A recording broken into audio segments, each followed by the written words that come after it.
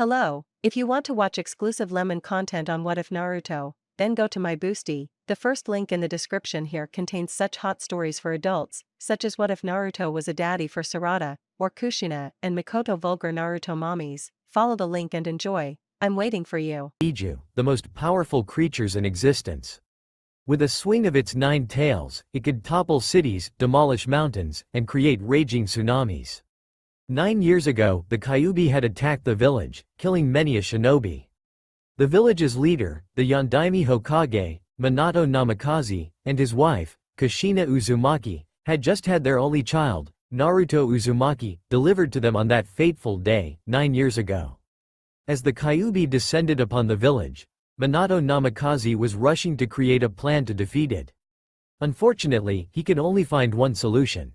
He had to seal the Kyuubi into his own child at the cost of his life. So, Minato took his child from its mother with a somber frown. Upon making his way to the battlefield, he summoned the Shinigami, who sealed the beast into Naruto while taking Minato's soul at the same time. Thus, Naruto Uzumaki became the Jinchuriki of the Kyuubi no Kitsune. 9 years from then, on this very day, Naruto was being chased by a mob which had formed to finish what the Yondaime had started, and end the boy's life once and for all, thinking he was the demon itself. It was this scene that Kami herself was watching with a frown from up in the heavens. The boy had more assassination attempts on him in the first 9 years of his life than the first generation of all the Kages put together. As she watched this happen with a sigh, Kami wished that she could do something, but it was not to her jurisdiction.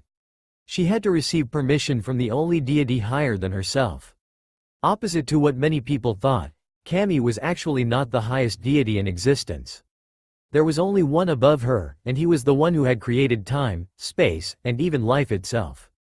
This deity was the one who gave permission to every god and goddess for their jobs when they had to do them, and only intervened when he found it necessary. Kami sighed again as she wished she could help the young blonde. Fortunately for her, the chance had arrived. "Kami-sama, your presence is requested by the High Lord."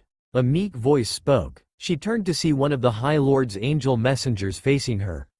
"Tell him I will be there right away," she told the angel. It nodded and disappeared. Almost immediately after, Kami did so as well. She reappeared inside a white and gold courtroom which had marble statues of all the deities beside each pillar that held it up. "Come forth, Kami. I wish to see you." A deep voice rang out.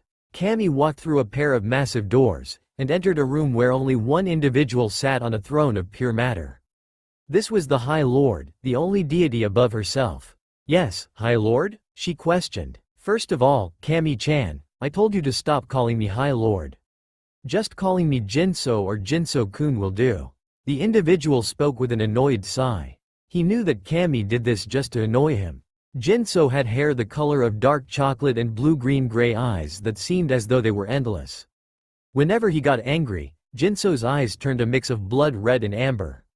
It was an unusual combo that stunned Kami and yet turned her on at the same time. His skin had a natural tan to it, and despite not having a 6-pack or an 8-pack, his body was toned and built like an athlete. Despite being as old as time itself, Jinso chose to take the form of a 16-year-old boy for some reason. Needless to say, even Kami had to refrain from jumping him. "Fine, Jinso-kun," Kami replied with a rebellious teenager sigh. "Second, I noticed that you were watching the boy named Naruto Uzumaki."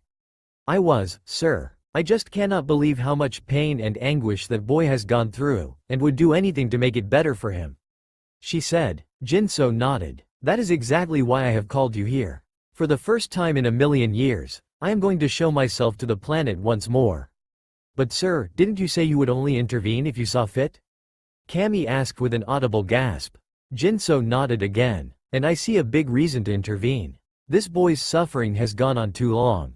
I dare say that he has a heart possibly purer than my own, as he has not turned on those wretched infidels only because there are a few people in the village that are actually precious to him." Jinso stood up out of his chair. "Come with me, Kami. It is time to set things straight." With that, the two disappeared in a column of light that stretched far into the sky, letting all the angels and good souls know that shit was about to get real. Down on Earth, Naruto Uzumaki was not having a good day. First, he tore his pants on an open nail, causing a hole to rip in the crotch area. Then, he fell in a mud puddle while walking to Ichiraku's. Next, when the boy got to his favorite ramen stand in the whole world, he found out that Ayame-chan was sick. Satoshi Gigi had to close the stand for a few days and take care of her. Finally, he got chased by an angry mob into the alleyway he was currently in. They each took turns beating him and crushing his little body. Yet he did not cry. Naruto had learned from an early age that crying only egged the crowd on and thus made the beatings far worse than normal. So he held in all his tears as they pummeled him. They had broken the boy's hands and feet with hammers so he couldn't run away or pull any demon tricks. One drunken villager had bashed him over the head with a sake bottle, causing glass shards to embed themselves in his scalp. Then some of the mob had taken turns stomping on his frail body and breaking some of his ribs. The last thing they did before preparing to kill him was one took a rusty kunai and carved it deep into his 6 whisker marks. Then, the leader rose his arm, kunai in hand. "I guess this is it. See you in the afterlife, Tuchi Gigi, Ayame-chan, Hokage Gigi." Naruto closed his eyes and prepared for his death. However, he didn't feel any pain. What happened? Am I dead? The little boy opened his eyes to see a chocolate-haired teen standing over him, his tanned hand gripping the arm of the man who was about to kill him. What are you doing, boy? Step aside so we can kill this demon. A civilian genin in his 40s yelled. You mongrels will not lay a hand upon this boy. The teen spoke, authority dripping from his voice. His voice made Naruto shudder in awe. This teen was radiating more power than what the Kyuubi had at full strength, if what he was told in the academy was true. The whiskered blonde then felt himself being lifted up and pressed against the bosom of a silvered-haired woman. Who are you? He asked her. The woman looked deep into his cerulean orbs and replied. My name is Kami, Naruto-kun. Don't worry, they won't hurt you anymore. The blonde immediately felt a warm aura surround him and fell asleep, a comforted smile on his face. Kami set him on the ground just as Jinso turned to her. Go find the Hokage. I'll deal with them. Kami nodded and ran off in search of the Hokage. What's wrong with you? Stop protecting that demon and let us kill it. Another villager shouted. Jinso turned his gaze back to them. That boy is no more a demon than Satan is the ruler of the heavens. You all are the real demons. Jinso then drew a golden katana from his back. He twirled it around and got into a stance. And I'll make sure to send you to hell. With the Hokage, en route to Jinso's location, Hiruzen Sarutobi had just finished his paperwork for the day when he felt an incredible surge of power coming from the middle of the village. He could feel the raw anger inside it spread all over the village. Is that the Kyuubi's power? No, that doesn't have the same amount of bloodlust in it as the Kyuubi's. Oh, Naruto-kun, I hope you're alright. Hiruzen had called 3 squads of Anbu to follow him and he donned his battle gear. Then they had begun making their way to the spot where the surge was felt. About halfway there, they were stopped by a silver-haired woman of ethereal beauty. Hokage-sama, it's Naruto Uzumaki. I need you to follow me. No time to explain. The Hokage's eyes widened as he nodded and began following the woman. What he saw when he arrived shocked him. A chocolate-haired teen was standing in the middle of the scene of a massacre, covered in blood, and holding a sword as equally bloody as him. Dead civilians littered the ground. Hiruzen's eyes softened when he saw that Naruto was sleeping on the ground behind the teen with a smile on his face. The teen turned and faced the Hokage. Are you the leader of this village? The teen questioned, authority in his tone. Somehow, it made everyone there get the feeling that they should be on their knees, bowing. Yes, I am. And who might you be? The teen closed his eyes and flicked the blood off of his blade before sheathing it onto his back. I will not tell you my name in front of these Anbu of yours, for they have not earned my respect. You have, but they have not. Especially the one known as Inu. The Hokage and all the Anbu looked shocked. The only other people in this village that have earned my respect are the young Uzumaki here and the people that truly helped him. The rest may burn for all I care. One of the Anbu, who was wearing a cane, turtle, mask suddenly shouted out at him. Hey, how dare you speak to the Hokage and is that way? We deserve to know. The teen turned his head to the Anbu with a growl, his eyes turning a mix of blood red and amber, which frightened everyone but Kami and Naruto, who was sleeping at the time. Silence your tongue, mortal, or I shall be quick to cut it off. He snarled. The teen's eyes then turned back to their natural color. Hokage-san, I would like to meet with you in private to discuss the young Uzumaki.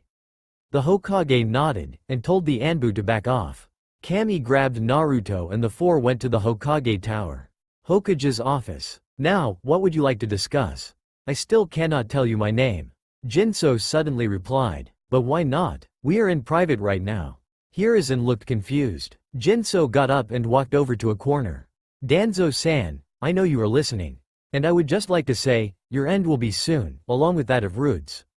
With that, Jinso tore a seal off the wall that had been disguised to look like wallpaper. He also tore off 5 other listening seals before sitting back down. How did you? Hiruzen was at a loss for words for once in his lifetime. I know all, Hiruzen Sarutobi. And my name is Jinso. Thank you for telling me that. Also, who is she? He asked, pointing to the silver-haired woman who was currently holding Naruto to her chest like a protective mother would do. The blonde simply snuggled into her ample bosom. She is known to you humans as Kami. The old Sarutobi's eyes nearly bugged out of his skull. KKKK Kami. He shouted. Hiruzen was glad he put up a silencing seal around the room or else all of Konoha would have heard his shout. Yep, that's me, Kami exclaimed. She then jerked her thumb at Jinso. And that's my senpai. Hiruzen's eyes once more nearly burst from his skull. SSS senpai. His eyes darted back and forth between the two. I am indeed Kami's senpai, so to speak. My name is indeed Jinso, and only those who I have given permission to are allowed to speak my name, otherwise, they burst into flames and die. Jinso senpai was the one who created time, space, and even life. Jinso nodded. Aside from that, I wish to talk to you about Naruto Uzumaki. I have observed his life so far along with Kami, and I am severely disappointed with this village.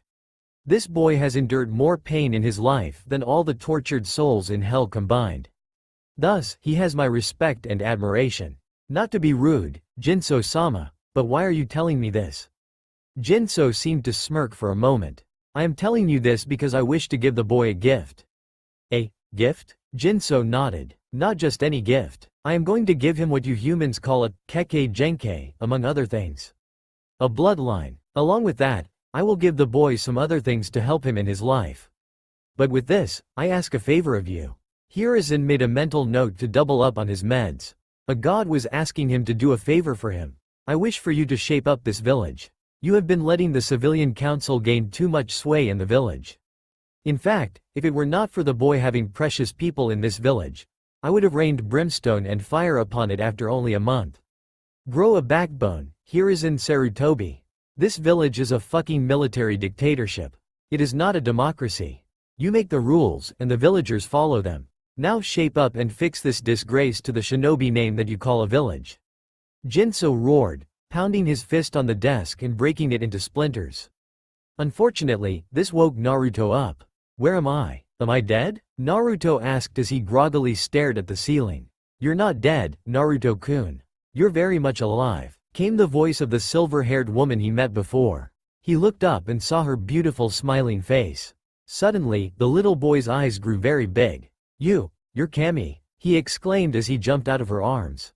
The boy got ready to bow when Jinso stopped him. You do not need to bow, my boy. If anything, I should be bowing to you for all that you have endured. The whisker-marked blonde turned to see his chocolate-haired savior. Who are you? You look a bit young to be killing a bunch of people. Naruto commenting, surprising them with how calm he was, when most kids would have scrambled into the corner of the room after seeing someone massacre a group. Hiruzen got a bit worried as Naruto didn't know that this was an age-old god he was speaking to. Instead, Jinso let out a laugh that sounded like a tower bell ringing. My name is Jinso, my whiskered friend. And would you be surprised if I told you that I was actually a god as old as time who created life itself? Naruto pondered for a moment. Well, most people would say that you were bluffing, but seeing as how we're able to make elements out of thin air and that I have a 200-foot-tall demon sealed in my gut, I'd say it's a fair chance. That shocked Hiruzen. Naruto-kun, you already know about the Kyuubi? Naruto nodded. Hi, Gigi. I met Rika-chan a year ago when I fainted during a beating. Hiruzen's mind went blank for about 3 seconds before he shouted.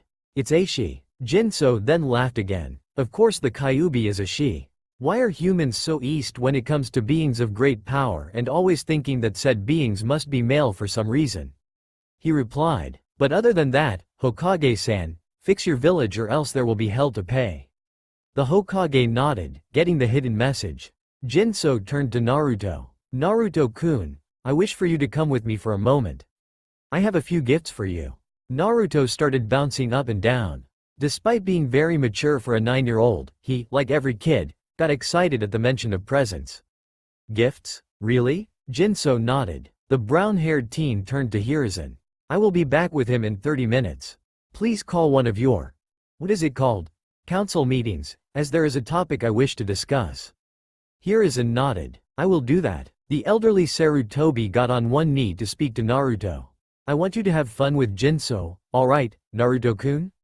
Hi, we're gonna have lots of fun, right Jinso-ni? Jinso chuckled. Despite being a god, it was good to not have every person address him with an honorific of high authority or demand people respect him. Yes, we are, Naruto-kun. Then he, Kami, and Naruto disappeared in a flash. Jinso's throne room, up in the heavens. They reappeared inside what looked to be a teen's bedroom. The walls were colored a sandy brown and the ceiling was light gray. There was a plasma screen TV hanging on the wall, and a GameCube, Wii, and PS3 were hooked up to it. Facing the TV was a long, black, leather couch that was shaped like a U. A plain bed was in one corner of the room, and a black, metal desk with shelves was near it, and was covered in papers, pencils, pens, scissors, what appeared to be a Glock 19, and a Tonto hung up on the wall. Whoa, is this your room, Ni-san? Jinso grinned. Yes, it is, Naruto-kun. This is where I go when I wish to relax or simply play a few video games. What's a video game? Naruto asked in childish wonder. Jinso led him over to the TV. Well, I can't really explain it, in all my infinite wisdom, but how about I show you? Naruto nodded excitedly. Jinso went over to his GameCube and started The Legend of Zelda, Twilight Princess. Naruto's eyes grew wide in awe. Then Jinso started going around on Epona, firing arrows at bokoblins and Kargaroks, and then transforming into a wolf, making Naruto let out a double rainbow guy style, whoa. Then Jinso saved his game and powered down the GameCube. That was awesome, Ni-san. May I try? Jinso chuckled. I would let you, but we have to get back to Konoha for a council meeting, so we don't have the time. I can give you your gifts, however. Jinso walked over to the wall, and pulled the Tonto off, making it grow to the length of a standard katana. This is my prized blade, Naruto-kun. It can turn into any weapon you desire, and the only limit is your imagination. Naruto took the blade from Jinso with trembling hands. Also, I've modified it a little so that you can stick it onto your back and take it off with a mental push. And as an added bonus, you can give a different mental push to make it become a certain element. Go ahead, test it out. Jinso and Kami stepped back and watched Naruto swing the blade around with natural talent. When he was done, Kami said, Amazing, Naruto-kun, you're a natural at swordsmanship. Naruto blushed from the praise. Next, I have an even more special gift for you. He put 2 fingers into his mouth and whistled. Almost immediately, a black blur appeared and landed on top of Naruto, licking his face. It turned out to be a fox kid with 3 tails. This is your own personal companion. She is a 3-tailed kitsune, and loves pranks. However, she doesn't have a name yet. Would you like to give her one? Naruto nodded, having stood up and held the kit, who was now asleep, in his arms. I'll call her Megumi, cuz you know, it's a blessing that you're giving her to me, Ni-san. Naruto replied, giving a fox-like smile that made Kami glomp him with a squeal of kawaii. The goddess began stroking his whisker marks, making Naruto purr. Alright, Kami-chan, enough hugging. I wish to give Naruto his 2 final gifts. Kami reluctantly got off of the blonde, and Jinso knelt down so he was eye level with Naruto. Naruto-kun, what do you know of Kekkei Genkei? The blonde put a hand up to his chin in a thinking pose. Well, I know that Sasuke Teme has one, and everyone fawns over him for it. He also keeps repeating that nothing can beat the Sharingan and that it makes him an elite, above everyone else. Personally, I don't see why it makes him a so-called elite. It just changes his abilities a little, right? Well, you're half right. It does change one's abilities. However, each bloodline is different and does different things. The Sharingan allows Sasuke-san to copy hand seals for ninjutsu and also lets him see through any genjutsu except for the Mangekyo Sharingan's genjutsu. It also lets him cast genjutsu on a person by looking them in the eye when it's active. Only a person with a Sharingan can break out of a Sharingan genjutsu. So it really does make him an elite.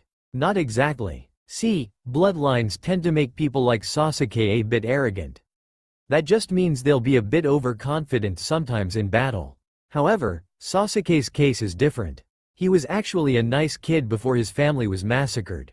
Then the civilians and the civilian council started raising him up on a golden pedestal and essentially put his ego on steroids.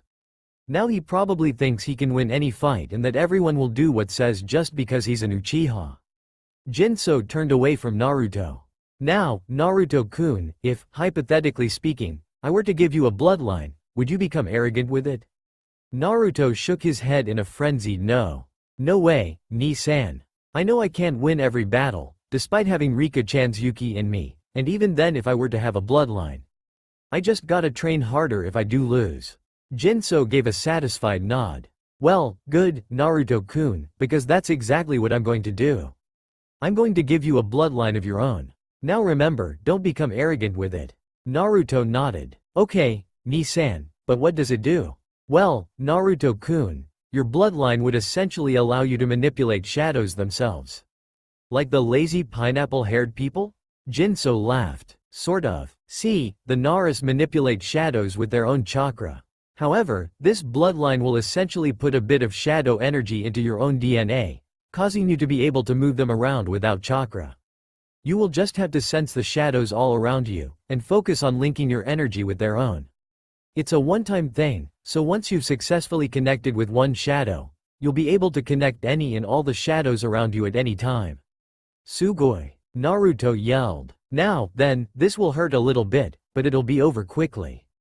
Jinso tapped 2 fingers to Naruto's forehead, and infused a bit of shadow energy in Naruto's genes, altering them a tiny bit to create a new bloodline. The blonde held in a scream as the process shortly ended. Now for your last gift. Jinso pulled a large scroll out of thin air. Naruto, this is the summoning contract for the dragons. No one before you has signed this, as I was saving it for someone with a heart as pure as I now. Bite your finger, and sign your name in blood. Then put a handprint of blood next to your name. Naruto did as he was told, and his name glowed when he finished. Now, when you summon the boss dragon, Bahamut, you must not be afraid. Dragons are the living embodiment of courage, and to pass his test, you must stand up to him. Otherwise, he will try to kill you with fire. Lots of fire. Understand? Naruto nodded, a little bit worried. Well, now that that's out of the way, what do you say we go visit the Hokage again? The blonde smiled at that. Jinso called forth a dragon summon and helped Naruto onto its back. The 3 then soared down to Konoha, with Naruto cheering the entire way. Council room. What is the holdup, Hokage-sama? I got out of bed at 11 o'clock and would like to get back to sleep. A fat blob of a civilian councilman said with a yawn. Hiruzen grew a pulsing vein on his head. I'm sure our last 2 remaining people will be here in a minute. He said, grinding his teeth. If you don't mind my asking, Hokage-sama, why are we still waiting? All the council members are present. It would be illogical to continue waiting. Shibi stated, fixing his glasses. Well, Hiruzen was interrupted by Naruto's cry of, woohoo! Crash! A large red dragon crashed through the ceiling and its passengers fell onto the floor. The first of the 2 to get up was a chocolate-haired teen with blue-green.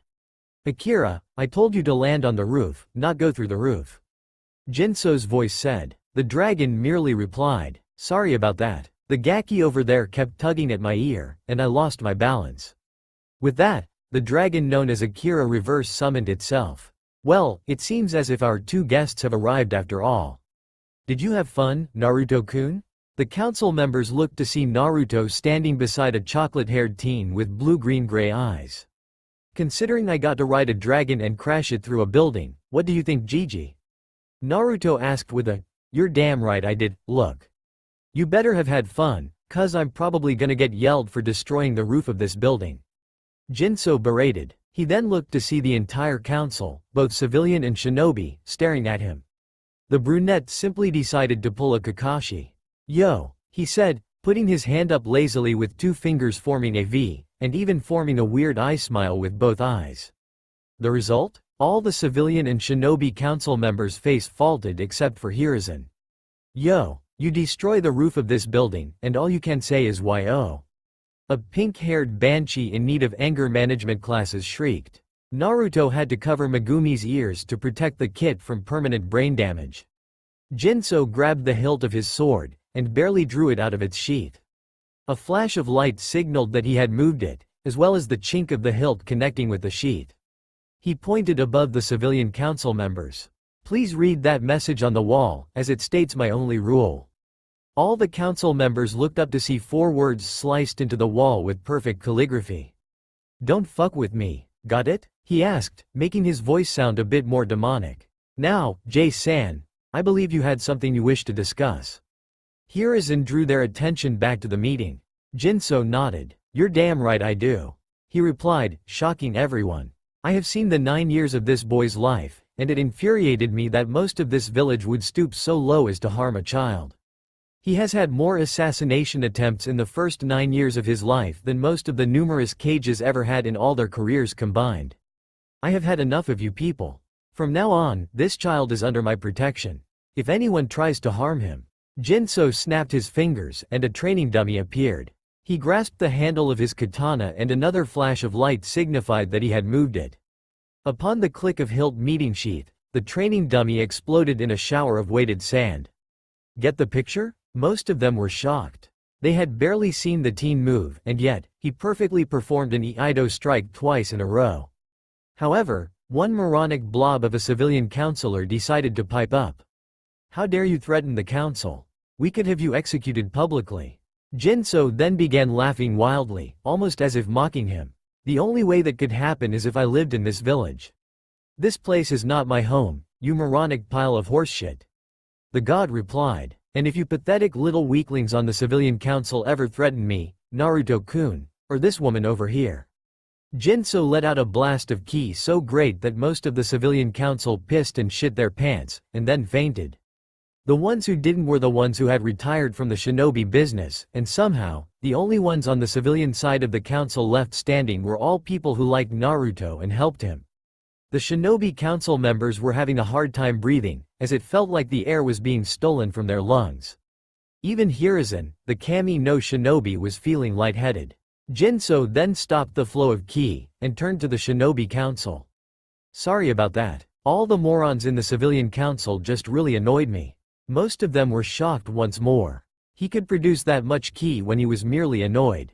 And I know that you're thinking that it's unreal for someone to produce that much ki when they're only annoyed. Let's just say, if I were pissed off, at least half of this village would be 6 feet under from my anger alone. He then sheepishly rubbed the back of his head with a goofy smile. Thump, Inoichi had just fainted. "Then, why don't you stay in this village? Logic dictates that if you cared about Naruto Uzumaki, you would stay with him to ensure his safety." Shibi asked. Jinso gave a mischievous grin. "I never said I wasn't staying in the village, now did I?" He turned to the Hokage. "Hokage-san, could I simply spar with a Jonin to see my placement?" Hiruzen nodded. "I'll have you and one of our Jonin spar tomorrow morning, seeing as you are obviously above Genin and Chunin level." Jinso nodded. "Will do. Now, if you'll excuse me, I'm off to go to sleep." With that, he, Kami, and Naruto all left the council room. Silence followed for about 3 minutes before Shikaku said, "This is too damn troublesome." With the trio. "So, Naruto, do you want to stay at your apartment for the night? I could probably find us a house to stay in." Naruto nodded. "Yeah, I don't really have the money to rent a new apartment, plus, people raise the price by 3 times the original amount whenever I try to buy." Kami held Naruto closer to her as people began glaring at the blonde and Jinso, while giving lecherous looks to Kami. Jinso then cast a no-seals genjutsu around them so people would only see Maida Guy walking with Lee while both were in speedos. Needless to say, screams of horror filled the air while Jinso chuckled mischievously. The next morning, Naruto got up to see Kami cooking something while Jinso sat at his table with a cup of coffee. "Morning, little bro. Hope you slept well," the god told him. "Yeah, I did, Ni-san. Better than I've slept in a long time. Lucky for you, you got up just in time for breakfast. Cammy said happily as she set a plate of bacon, eggs, pancakes, and orange juice down for the boy. The blonde quickly wolfed down his food before checking the clock. "Ah, crap, I'm gonna be late for class," he exclaimed. Jinso set the newspaper he had been reading down. "Not a problem, little bro." The brunette put a hand on Naruto's shoulder and warped the boy to right in front of the academy, surprising many of had been around them. "Whoa, that was so cool, Ni-san," the blonde exclaimed. Jinso nodded, but not before noticing the glares directed at the blonde. "Now remember, don't take shit from anybody, and give him hell, squirt." Naruto scowled at him. "Stop calling me a squirt. I'll stop calling you a squirt when you actually get to my height." "Ya nay." Jinso immediately warped out, leaving Naruto to walk into the academy. The blonde had recently gotten a change of clothes, and Jinso had burned the orange jumpsuit that rivaled Maida Guy's spandex of youth and all the other sets of it that Naruto had. He was now wearing a white hakama with gold trimmings over a black kimono that had silver trimmings. The kimono had the kanji for kitsune on it. The tanto that Jinso had given him was stuck to his back in the form of a ninjutsu. Underneath, Naruto was wearing the same type of sandals that Jiraiya of the Sannin wore. The outfit only accentuated his whiskers marks. Also, in addition to his bloodline, Jinso had made Naruto taller and fit like himself. He was built like an athlete and had a natural tan. Naruto had lost all baby fat, and had become what Jinso described was a lady killer, whatever the hell that was. Deciding to make a cool entrance, Naruto powered chakra to his foot and kicked the door in, sending it flying against the opposite wall. This gained the attention of everyone in the classroom. As Naruto walked in, he gained lustful stares from almost every girl in the classroom, who apparently didn't know who he was. "Are you a new student here?" Kiba Inuzuka asked. Despite his interest in the new person, he still wondered where Naruto was. It had been a couple of days since anyone had last seen the blonde. The two became friends after Naruto had helped Kiba get Akamaru to the vet for rabies shots. "Come on, dog breath, don't you recognize me, TT Ibeo?" The eyes of every person in the room bulged. Naruto. Upon that realization, one Hyuga heiress in the back of the room gained a mean nosebleed and fainted. "Course it's me. Who the hell do you think I was, the Shodem?" the blonde remarked casually. He simply began making his way to the back of the room to hang out with Hinata, the girl he actually loved, when he was stopped by a UPFO, an unidentified pink flat-chested object.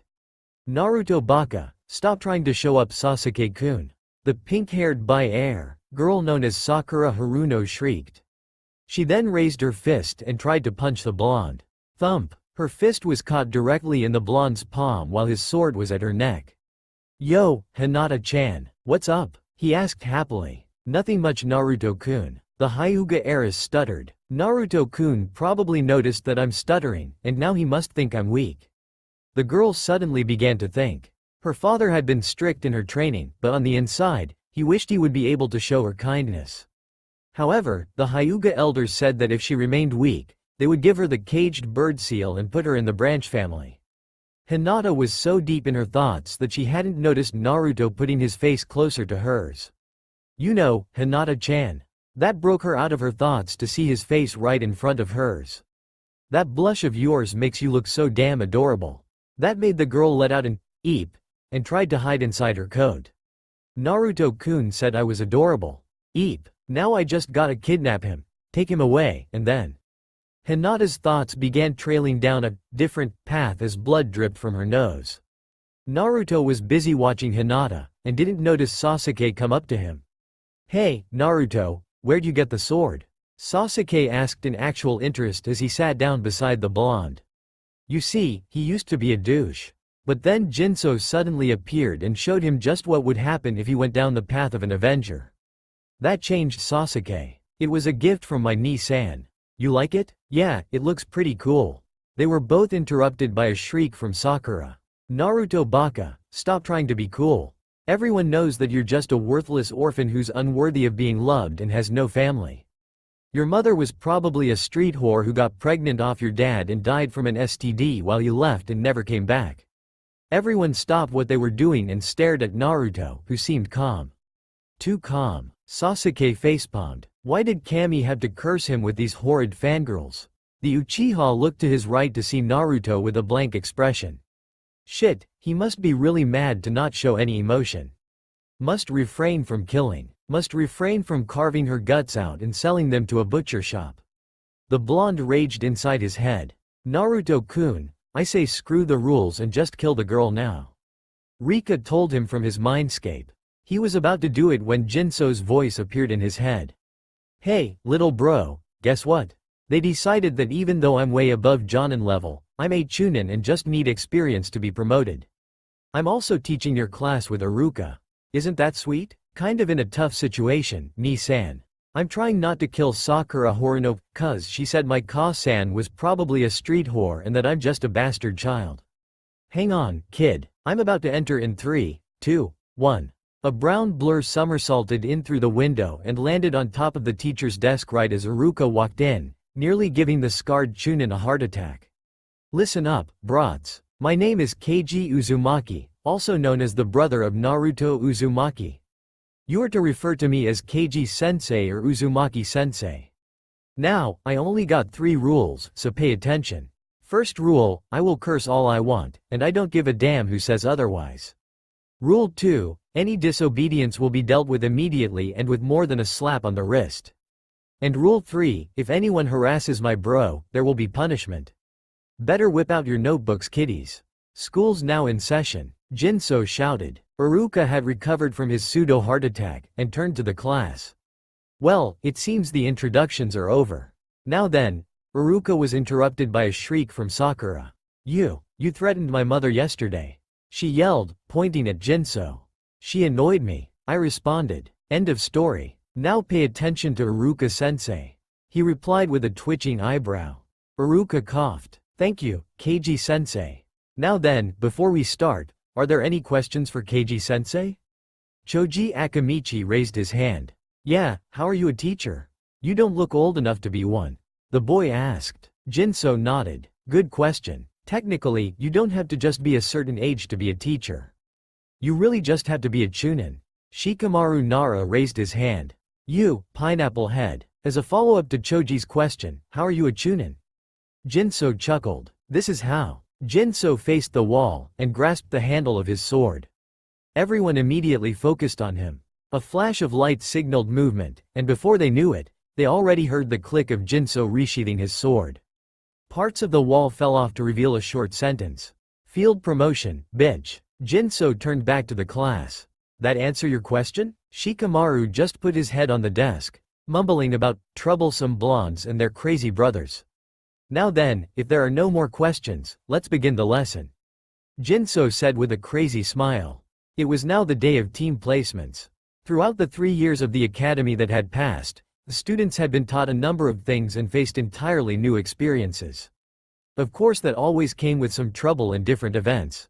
One such event was that he was going to be promoted to Jonin at the end of this last academy year. I'm not going to do the graduation test because you know that I just have Naruto use KBs instead of regular bunchins. Additional. The rookie 9 all passed. Alright, here are your teams. Naruto just laid his head down on the desk and waited for his name to be called. Team 7, Uzumaki Naruto, Uchiha Sasuke, and Hyuga Hinata. Multiple shrieks appeared all over the room from Sasuke's fan club. No, why couldn't I have been with Sasuke-kun? I bet that Hyuga hussy is just trying to get in Sasuke-kun's pants. Naruto turned and glared at the one who said that, brandishing the tanto Jinso had given him in the form of a massive claymore. You wanna say that again, you fuck-faced skank? He growled out. Ahem. Everyone turned to see Jinso with his hand in front of his mouth. Now then. Your team will be taught by Hitaki Kakashi. Team 8, Inazuka Kiba, Aburame Shino, and Horuno Sakura. I am not a whore, you jerk. Excuse me, I coughed a little when I said that. Naruto and Sasuke smirked at the back of the room, knowing he actually did call her a whore. Your sensei will be Yuhi Kurenai. Team 9 is still in circulation from last year, so Team 10 will be Yamanaka Ino, Akamichi Choji, and Nara Shikamaru. Your sensei will be Sarutobi Asuma. Please wait for your team senseis to arrive here. Jinso then gave a peace sign with his hand, and with a loud shout of, "Ya nay!" he threw a flash bomb down and disappeared. 3 hours later, "Where the hell is our sensei?" Sasuke yelled. Everyone else had already left the building, and they were the only ones left. The three were sitting on a row of desks right beside each other, and Hinata was leaning her head on Naruto's shoulder. Said whiskered blonde began tapping his finger to his chin. "If I remember correctly, Nisan said to wait 3 hours, leave a note for our sensei, and a trap, and then go to the roof. Something about him being a major perv and always showing up late as fuck." He replied to the Ravenet. So then Naruto got out a slip of paper, wrote down a message, and the three left to go to the academy roof. 1 minute later, a man with silver, gravity-defying hair stepped into the room. Seeing no one there, he looked around. Then Kakashi spotted a note on the floor. "Dear Arrow Scarecrow, look behind you. Team 7. P.S. We're on the roof. Look behind me. What the, oh shit." Kakashi had to dodge a hail of flaming and sparking kunai before moving over an 8x4 mat of Makibishi spikes and finally leaping out the window to avoid a lightning bolt that crashed down where he used to be. "Are they crazy? That could have actually killed me," Kakashi mentally shouted. He then shunshined up to the roof only to find Team 7 playing poker. Of course, he then face-faulted onto the ground. "Oh, good. Sensei's here," Naruto remarked while not looking away from the poker game. Kakashi got up slowly, his eyebrow twitching. The silver-haired Cyclops then used the demon head technique to shout at them. "Good. I seriously could have died." Kakashi screamed with fire coming out of his mouth and in his eye. "Then don't be late next time, and we won't lay out any traps. Your skills must seriously be lacking for a group of greenhorn genin to get one up on you, anyways," Sasuke told him, also not looking up from their game. Kakashi's eyebrow twitched once more. "Alright, then, how about we do some introductions?" Naruto and Sasuke both let out a sigh at the same time and packed away the cards. As the three got near Kakashi, the Jonin pulled out his beloved Icha Paradise. While Sasuke and Hinata were ahead of Naruto, the blonde had stopped with a dark shadow covering his eyes. "Kakashi-sensei, what is that in your hands?" the blonde asked in a calm voice that sent shivers down both Sasuke and Hinata's spines. Oh, shit. Kakashi just had to be a fan of the one book series in the world that Naruto wishes to destroy. Sasuke thought with a mental roll of his eyes. Why, it's none other than Icha, written by the great Jiraiya-sama of the Sannin. The cycloptic Jonin replied happily. Good. Naruto then pulled the tanto off his back, turned it into a massive longsword and set it on fire.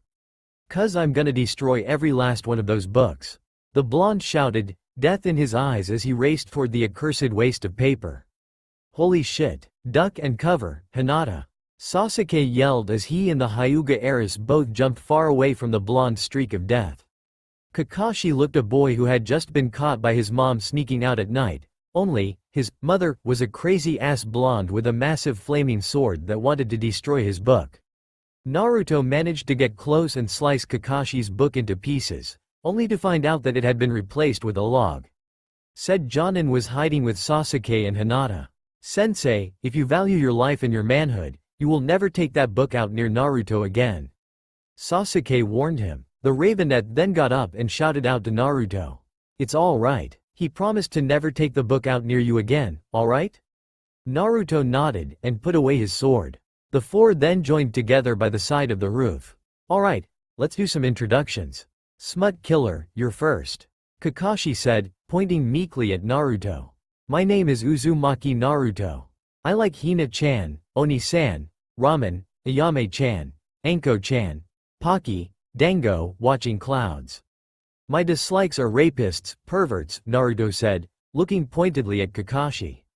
"That smut which shall not be named, arrogant people, and animal abusers. My favorite food is ramen, it's like crack, I tell you. And my goals. Hey, what the hell is that over there?" Naruto asked, pointing to a strange, pulsing ellipse that was in midair. "I don't know," Kakashi said, rubbing the back of his cranium. Naruto began walking towards it. "Little bro, whatever you do, don't touch," and of course, Naruto had touched it right then, causing him to disappear in a flash of light. Jinso suddenly appeared on scene. Fuck, he touched it, didn't he? The chocolate-haired god turned to Kakashi. We'll be back, sometime. As the ellipse began to close, Jinso jumped straight through, sending him to a new place. On the other side of the portal, Naruto and Jinso both tumbled out onto a grassy field with a massive cherry blossom tree in the middle of it all. Damn it, Naruto, when I say don't touch it, you don't fucking touch it.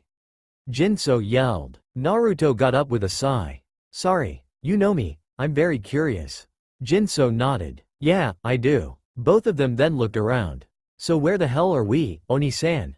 Jinso looked and saw floating scrolls with 2 wisps of fire beside each. He then wet one of his fingers and stuck it in the air for a few seconds. Jinso brought it down with a deadpan look as he said, "Shit, what? We're in a video game right now." Naruto facepalmed. Why must I be attracted to shiny and glowing objects? He moaned. Jinso then noticed one of the scrolls coming towards them. Naruto, stay back. What? Why? These scrolls contain powerful monsters. They're too much for you to handle, but they're a piece of cake for me. Now get back. Naruto leapt away right as the scroll made contact with Jinso, and the god met 3 blue imps. Well, looky here, boys, we got ourselves a meal. One of them cackled. Jinso merely smirked and drew his katana. Sorry, but this item is off the menu. He shouted, suddenly appearing behind an imp as it burst apart. Jinso then appeared behind another, and it burst apart. He finally positioned himself across from the last one, and then jumped high, bringing the blade down right in the imp's forehead. The barrier then dispelled. For some reason, he heard a wolf and a squeaky voice. The god turned his head to see none other than Okami Amaterasu running up with Isun on her head. Suddenly, the sun goddess was stopped by a shout from Isun, which sounded something like, "This guy doesn't look too friendly, Ami. You better be careful." Jinso turned around to face them, holding his katana by his side. Immediately, Amaterasu got ready to fight, and Isun said, "Let's show him not to mess with the sun goddess." Jinso merely flicked the mint green blood off of his blade and sheathed it. This confused Ami and Isun, who said, "He's not gonna fight?" Jinso crossed his arms. "Come on out, Naruto. It's safe now." The duo looked to see a blonde 12-year-old with 6 whisker marks on his cheeks come out from behind a boulder. The teen then turned his attention back to Amaterasu. He studied the wolf, his eyes drifting up and down across Ami. "Something wrong, kid?" Isun asked. Jinso's eyes then looked right at the poncle. "Nothing is wrong, Isun." Isun and Ami immediately paled. "How do you know my name?" the chivalrous pervert said. Jinso folded his arms across his chest. "I know all, grandson of Ishaku.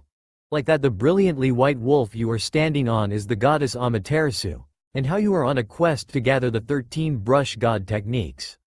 Also that a flamboyant Tao master who speaks gratuitous French and constantly aggravates you and me both is going to arrive in exactly 3.52 seconds. 3.52 seconds later. Hark! The call of the heavens, the earth, the sea. They summon me forth to defeat evil. Waka, the god's gift to man is here. Bonjour, the half-baked prophet announced as he landed atop the guardian sapling. He looked to see Jinso with Ami, Isun, and Naruto, and Jinso's right eye was twitching. "Who is your new friend, Ma Cherie?" Jinso slowly drew his katana out of its sheath before he let out a roar of fury. "Hajime, my, how angry you are," Waka said as he dodged Jinso's attack. The chakinet landed on the ground, crouched and ready to fight. Jinso then laughed at Waka's statement once he landed. "Oh, trust me, this is mere annoyance. Now, that being said, let us fight like true swordsmen," he stated. Waka glided down, doing a mid-air pirouette. "Indeed, Ma Cherie, let us fight like warriors, not brutes," the Tao master replied. "On guard." Jinso mocked, leaping forward with the intent to stop Waka from drawing pillow talk. And it worked, as he was so fast that Waka was literally slammed into the barrier that somehow surrounded the fight, as it did for all fights, and received a nasty bump on his head that started bleeding. Amazingly, the slam broke one of the 3 weak spots in the barrier, and it dispelled. "Whoa, the half-baked prophet got banged up real good," Isun exclaimed. Jinso sheathed his sword with a flourish, and went over to Waka, who was holding his injured head. "Need a hand, Ma Cherie?" he asked jokingly, extending his arm. Waka grasped the hand and stood up. "I must admit, that was quite the fight. If you could call it that, no? The Tao Master commented. Indeed it was. Jinso's view then shifted to Amaterasu and Isun, who were being stared at by Naruto. Naruto, stop staring at the wolf and the little man on her head. You're making them uncomfortable. He barked. Naruto immediately stopped. I just wanted to know why the wolf has weird red markings and a flaming mirror on its back, that's all. The Jinchuriki replied in a whiny voice. Wait, kid. You can see Ami's markings? Isun questioned. Yeah, so? Naruto replied with a snort. Jinso facepalmed. Naruto, the wolf is a freaking god. That's why she has markings and a flaming mirror. Oh, that makes much more sense. Jinso's palm once more introduced itself to his forehead. Anyways, can we hang with you two for a bit? We're really far from home, and we gotta figure out a way to get back. I dunno. Isun replied, trying to find a way to get out of the situation. Naruto, do it. Jinso suddenly said, snapping his fingers. Naruto formed a hand seal and shouted. Oiroke no jutsu. A cloud of smoke enveloped him, clearing to show a hot, nearly naked woman with smoke trailing over the North Carolina 17 rated areas, if you know what I mean. Holy smokes. Isun mumbled, falling off of Amaterasu's head and onto the ground in a daze. Naruto transformed back into his regular self, and Jinso asked. So what do you say? Heck yes. Isun instantly replied, shooting up onto Ami's head. Now then, Mr. Flamboyancy, off with you. Jinso said comically while making a shooing motion at Waka, not caring about anything the Tao Master said. The group began walking around aimlessly. Why? Because it's what you do when you are in a video game and have nothing to do.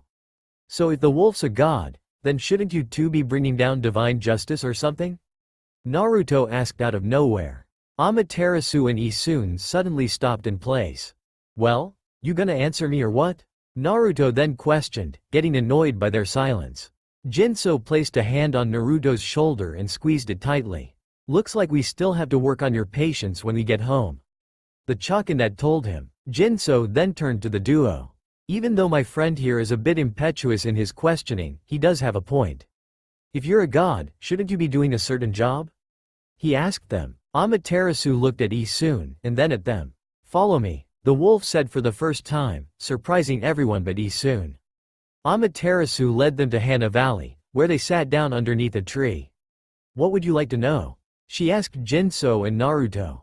For starters, where the hell are we? The whiskered blonde asked. Jinso gave him a look that told him to stop the cursing.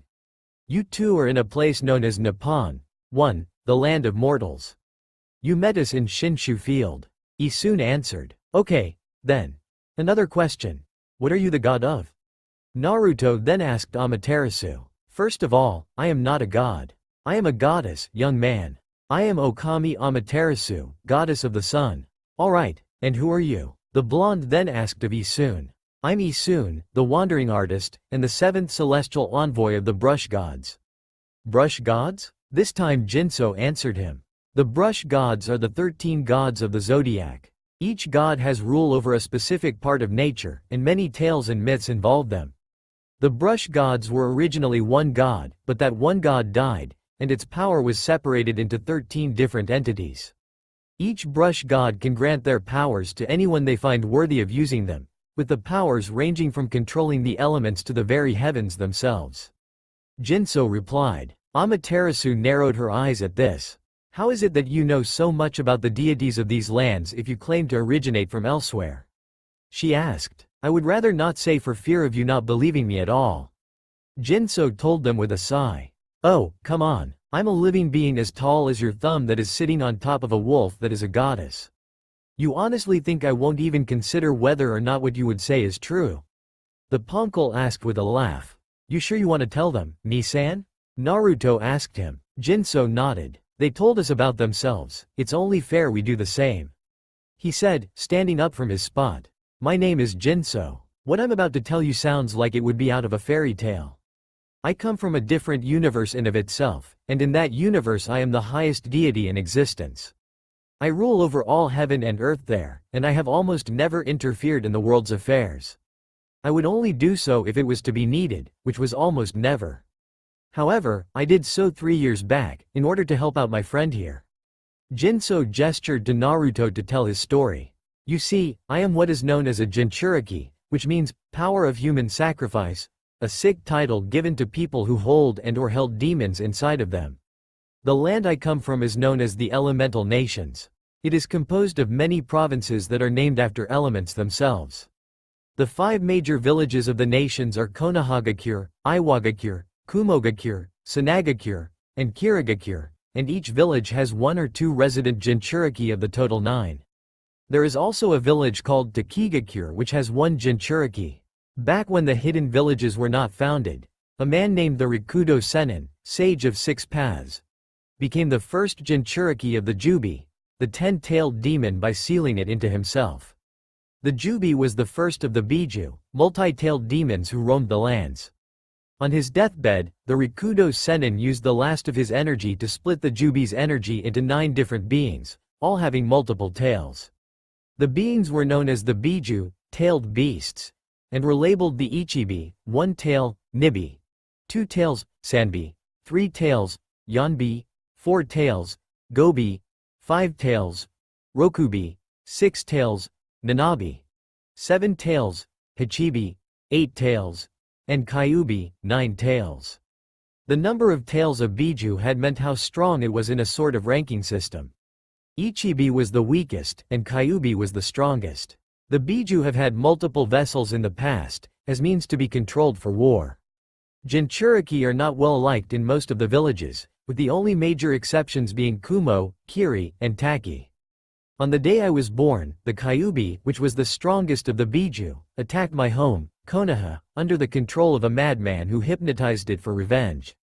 My father, the village leader, had no choice but to seal it into his only son, as a newborn baby's non-developed core would be able to slowly adapt to the Kyubi's Yuki, or demonic energy. My father did not have the will to ask another parent to give up their child instead of his own, so he put the village before his family.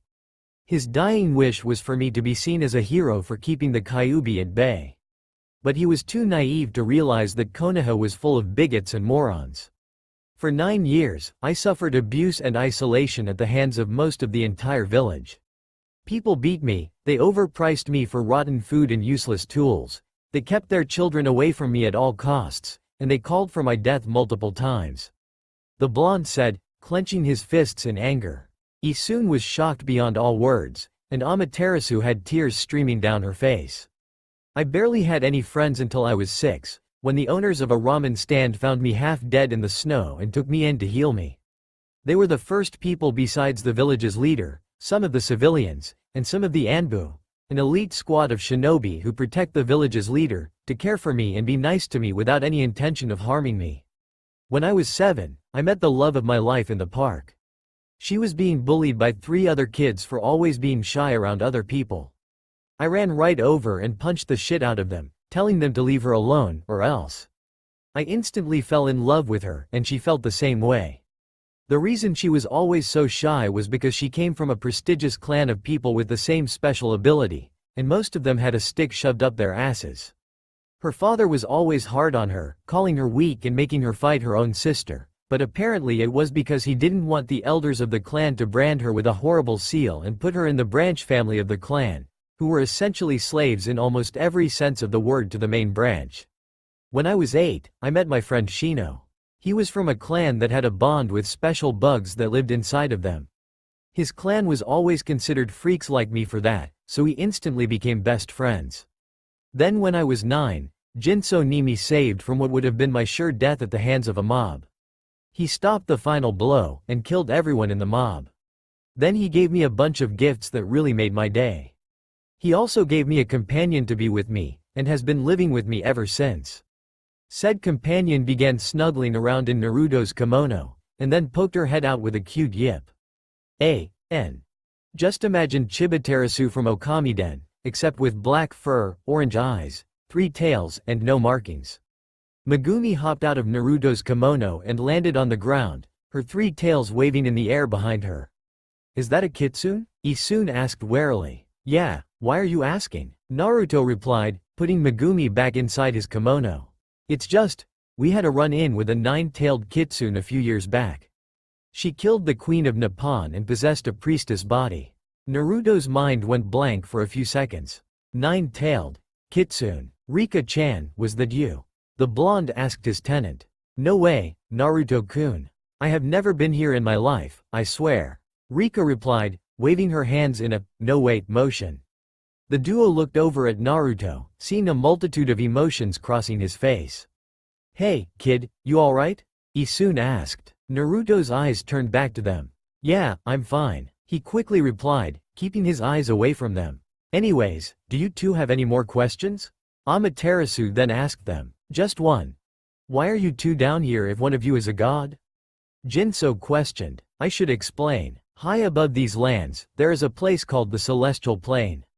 It is home to the 13 brush gods and myself. Earlier today, we all felt a disturbance in the properties of time and space.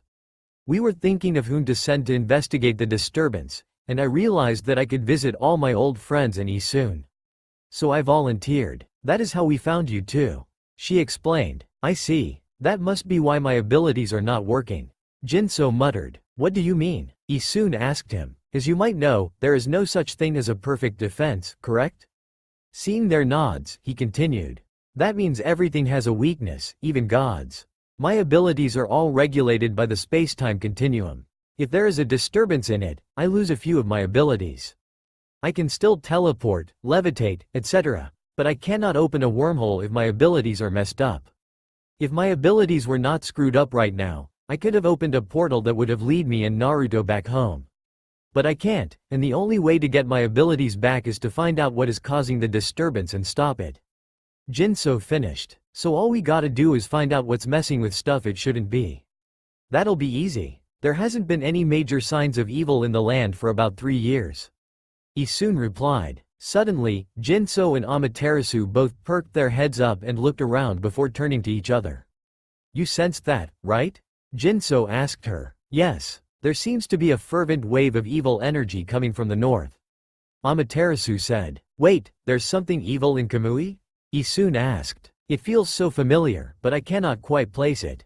Naruto stood up. Then that's where we're going Ibeo. He shouted. The group cheered and began running towards the north. Kamui. The group got out of the observatory and was immediately blinded by a snowstorm. JJGs, it's cold. Isune exclaimed. We're gonna need to find a place to stay until this blizzard ends. Naruto agreed. Then let's get moving. Jinso finished. Amaterasu began leading them towards Oki's house, only to find the Oina swordsman surrounded by at least 50 various Namahage. Oki! Amaterasu exclaimed. Isune tried to pull her back, but he was flung off. Jinso caught the little ponkel and gave him to Naruto. I need you to watch over Isune until Amaterasu and I get back, okay? Got it, Ni-san. You can count on me. The blonde replied. Jinso gave a happy nod and began running towards Oki. Amaterasu leapt right into the fray, tearing at the monsters. Amaterasu? Is that you? Oki asked, not believing his eyes. The one and only, Oki. She replied, cleaving another Namahage in half with power slash. A dark shadow leapt up amongst the cliffs and began springing between them. It launched itself high and then landed right next to Oki, turning out to be Jinso. Amaterasu joined them, the two forming a barrier to protect Oki. So these are the punks that having been ravaging Kamui? Jinso asked. Yes, they are. Those are known as Namahage. Amaterasu replied. Well then, let's show him what we're made of. The Chakinet replied, throwing his sword in the air and pulling out 2 semi-automatic pistols. He leaned over a bit and his katana slid right into its sheath. Amaterasu roared at the Namahage, and the two of them charged. Amaterasu took half of the Namahage while Jinso took the others. Amaterasu's fight. Amaterasu equipped Solar Flare for this fight and immediately charged her group. In the first few seconds, 6 Namahage had been killed after being bashed over the head with the reflector. Utilizing Gale Storm, she continuously collected demon fangs from the monsters. After finishing off the entire group, Amaterasu looked over where Jinso was. I think I'll go watch over Oki, she said to herself. Jinso's fight. The Chakinet launched himself right over the group of Namahage, rapidly firing bullets into the crowd of monsters. Hey! I won't even need my guns for this fight, he muttered happily, putting away the pistols. The Namahage took this time to launch their signposts at him. with Oki and Amaterasu. Amaterasu had helped Oki stand up on one leg. His left ankle was broken, and he had broken his whole left arm. "Thank you," panted Amaterasu. "I think I would have been finished if you and that young man hadn't rescued me." The Oina warrior told her. "It was nothing. Merely just helping out an old friend." She replied, "Who is that young man anyways? He seems to be a bit underdressed to be in Kamui." Oki asked. "I think he'll be fine. From what I can tell, gasped Jinso. Amaterasu suddenly cried out, seeing the Namahage throw all of their signs at him. "Back with Jinso." Smirking, Jinso raised his right hand so that the palm faced the monsters. "Don't you all know the saying?" he asked as the posts continued to move. "What goes around?" The signs quickly stopped in the air right in front of him, floating there. Jinso then exerted a wave of energy from his palm, pushing the signs back while saying, "Comes around." The signs bashed into their owners, sending the Namahage flying. Jinso held his hand in the air and moved it down, creating a katana with pure energy and solidifying it. He then held it behind him in a stance and disappeared with a sonic boom. The Namahage that were in the air froze up and then exploded in a shower of monster blood, with Jinso reappearing right behind them. He was then splattered with their mint green blood. Snapping his fingers, the blood vanished from the Chakanet's jeans. He then ran over to Oki. "You alright?" Jinso asked him. Oki groaned as the god held him up. "I'll be fine. What is your name, young warrior?" Oki asked him, turning his head to the side to speak. "My name is Jinso," he replied. "Well, then." Groaned, "Thank you, Jinso, for helping me." "It's no problem. Why don't we go inside so everyone can get warm?" Jinso asked him, calling Naruto over. The group all went inside Oki's house and dried off. A few minutes later, Megumi had wrapped herself up in her tails and was sleeping next to the fire. Everyone else was sitting around the fire themselves, drinking hot tea. Amaterasu and Jinso had dressed Oki's wounds and put his broken limbs into casts so that they could heal. "What happened before we arrived, Oki?" "From what I've seen, monster attacks have been very rare in the past few years, and for you to be cornered by 50 of them is most unusual." Amaterasu asked him. "I was visiting the other Oina at Wheatgear when I felt a blast of dark energy. The Namahage came charging from inside of Yoshibet. I was trying to defend Wheatgear while everyone got to safety, but there were too many of them. That was when you four arrived," he replied, holding his broken arm. "They came from Yoshibet? How is that possible if no beast or half-beast can keep their bearings for more than 10 minutes maximum in there?" Isun asked him. Naruto raised an eyebrow. "Yoshibet? What the heck is that?" The blonde asked. "Yoshibet is known to my people as the Forest of Confusion. The trees inside it produce pollen that can cloud the senses of any beast. If a beast were to go inside of Yoshibet, it would have, at the most, 10 minutes to find safety before it completely loses its bearings and ends up starving or freezing to death." Oki told him. "Geez, that sucks." Naruto commented. "Yeah, but that's not even the worst part." Isun replied. "You're kidding, right?" Naruto asked him warily. "Not a chance. They say that there is a secret part of Yoshibet that almost nobody has ever ventured into, and those who managed to enter it never came back." The Ponkel said fearfully. "Okay, now you've gotten me interested." Jinso told him, watching intently.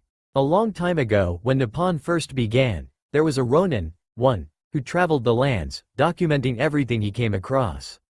No one ever knew his real name, but he came to be called the Historian, for he wrote the beginnings of Nippon's history. One day, the historian was in Kamui when he came upon Yoshibet. Naturally, the historian was curious. He soon began. He managed to venture to a deep part of Yoshibet, where the spirit gate stands. Seeing no other path, he turned to venture out of the forest. But suddenly, a spirit, black as night, came forth from the bushes. It beckoned him forward through an unseen path. The historian followed the spirit deeper into the forest, where the sun's light barely shone. He came upon a hole in the ground, acrid purple smoke rising from its depths. Carefully, the historian ventured down the hole and landed on a platform. Almost immediately, a giant monster appeared and attacked the historian. As he was a Ronin, the historian vanquished the monster and cleared the hole of the smoke. When he did so, a tunnel appeared, leading him to a vast wealth of treasure. But it is said that a terrible dragon guarded the treasure, judging all who found him, and those who could not prove themselves worthy were killed on the spot. The travelers who found him had to prove their worth through a riddle that the dragon provided. Many have ventured forth to claim the treasure, but it is said that only the historian was worthy of doing so. Years later, a man by the name of Ryushi, hunter, appeared before the dragon. Ryushi had failed the dragon's test, and was supposed to be killed by the dragon. But somehow, he managed to escape its awful wrath, and hid for the rest of his life. The dragon, furious at not killing an unworthy person, clawed its way out of the hole and ravaged that part of Yoshibet. It then lived in that area, ready to kill all who angered it. Legends abound of this dragon, but they all end with the same saying: when the moon is shadowed on the night it turns blue. The dragon shall emerge from its home and walk among mortals for a single night. He soon finished his tale, letting silence thicken the air. Wait, it said when the moon is shadowed, right? Doesn't that mean a lunar eclipse? Naruto asked. Jinso nodded. A regular lunar eclipse can cause the moon's appearance to turn red like blood, but when a blue moon is eclipsed, the appearance can change depending on your viewpoint. 2a. The Choconet replied, well, it's a good thing that an eclipse of a blue moon only happens 11 times every 1,000 years, or we'd be in trouble. 2b. Isun remarked happily. Suddenly, a massive roar made everyone stop in their tracks and look out of the window. Something from deep inside Yoshibet was breathing fire into the sky while the eclipse of a blue moon shone brightly. You just had to type that in. You just had to fucking type that in. Right as he finished saying it. You suck. You suck. Author. You fucking son of a bitch. Goddammit. Can't I get a motherfucking break from this shit, you jackass? The blonde roared, pointing at the sky. Jinso put his hand on Naruto's shoulder and squeezed tightly. Naruto, as much as I would love to punch the real version of me in the face, we aren't allowed break the fourth wall just yet. Isun snorted. Too late for that. You really need more self-control, kid. The Ponkel said. I agree. The young boy should have more control over himself. It would not do him well to be easily angered in the future. Amaterasu concurred. Sadly, we have no time to yell at my real self, for the type stream is commanding us to go fight the dragon. Jinso told him. The fuck is that? Naruto asked bluntly. You know the Matrix trilogy, right? Yeah? The type stream is the author's version of the Matrix, with a few tweaks here and there. What kind of tweaks? He can use it to make you do something. Suddenly, a breeze rolled in and everyone heard a voice. That's damn right, Blondie. Now if you don't go kill that motherfucking dragon, I'm gonna kill you off and give your harem to Rock Lee. The voice said angrily. You wouldn't. Naruto exclaimed in horror. Believe me, bitch, I would. Now get your whiskered ass over there. With that, the breeze was gone and the voice had left them. Well, let's get going, Jinso said after an awkward silence. As the group arrived in the clearing, Jinso surveyed the area. Many of the trees had been burned down by the fire that was shot into the air. Well, I don't think the dragon has gotten out of its hole yet, so we're good for now. Isun commented, looking around as well. Now being the key term. Jinso reminded him. So Naruto, you didn't bring Megumi here, did you? The Choconet then asked the blonde. Nah, I left her back with Oki so she wouldn't get harmed. Naruto replied. Good. Now, we need to be careful when going through here. None of us know what the terrain is like, so make every step Sue. Naruto Uzumaki. The blonde suddenly shouted, running headfirst through the path to the hole. Damn it, Naruto. Isun's motto does not apply to you. Jinso shouted, running after his companion with Amaterasu and Isun. 1. At the dragon's den, the other three appeared on the scene only to see Naruto dodging a blast of fire. They followed the stream of flames to the source, and saw it coming from a hole in the ground, bending like an L as it escaped. How the fuck is that even possible? The blonde exclaimed, dodging another fireball. Hey, dipshit, come out here and fight me yourself. Naruto then shouted, shaking his fist. Suddenly, tremors rocked the area and a roar came from the hole. I think you made it angry. Isun exclaimed. BGM activated. Gundam 00 Ost 2 Track 29 Counterattack. The ground around the hole began to bulge and Jinso shouted. Hit the deck. All four of them leapt away from the ground as it exploded in a burst of dark, violet fire. Burning embers swirled around the area, lighting multiple trees on fire. Chunks of burning earth flew down from the skies they had been launched into. From the flames, a shadowy figure rose taller than even the Izafuji mountains. As it reached the apex of its height, moonlight shone down, illuminating the monster. The dragon was covered in golden scales that shone in the moonlight. Its silver scalene eyes glowed entrancingly. Two shiny black horns stood proud atop its head, and its black claws and talons glinted in contrast to the snow. Its ivory teeth were crusted with the blood of the unworthy. The dragon reared its head back and let out a screeching roar, blowing all the needles off of many of the pine trees. Fuck, Naruto stressed the F as he stared up at the dragon's hulking form. The colossal beast pointed its head up and let out a stream of fire from its mouth, roaring all the while. When it was done, the dragon crashed down onto all fours and stared at the group.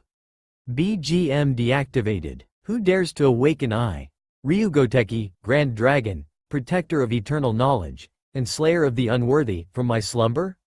The dragon bellowed, its deep voice rumbling throughout the forest. Jinso stared at the dragon and then stepped forward with an impassive look on his face, studying it closely. He then blinked and smirked at the dragon. What, do you not remember me? The Chakanette asked, staring the dragon right in the eye. Ryugoteki leaned his head downwards to meet Jinso's gaze. Who might you be, young mortal? He asked. You must be getting old if you can't remember me, Ryu. Jinso asked him with a smirk. Ryugoteki's eyes suddenly widened and a laugh escaped his throat. Only one person has ever had the balls to call me that. Good to see you, Jinso.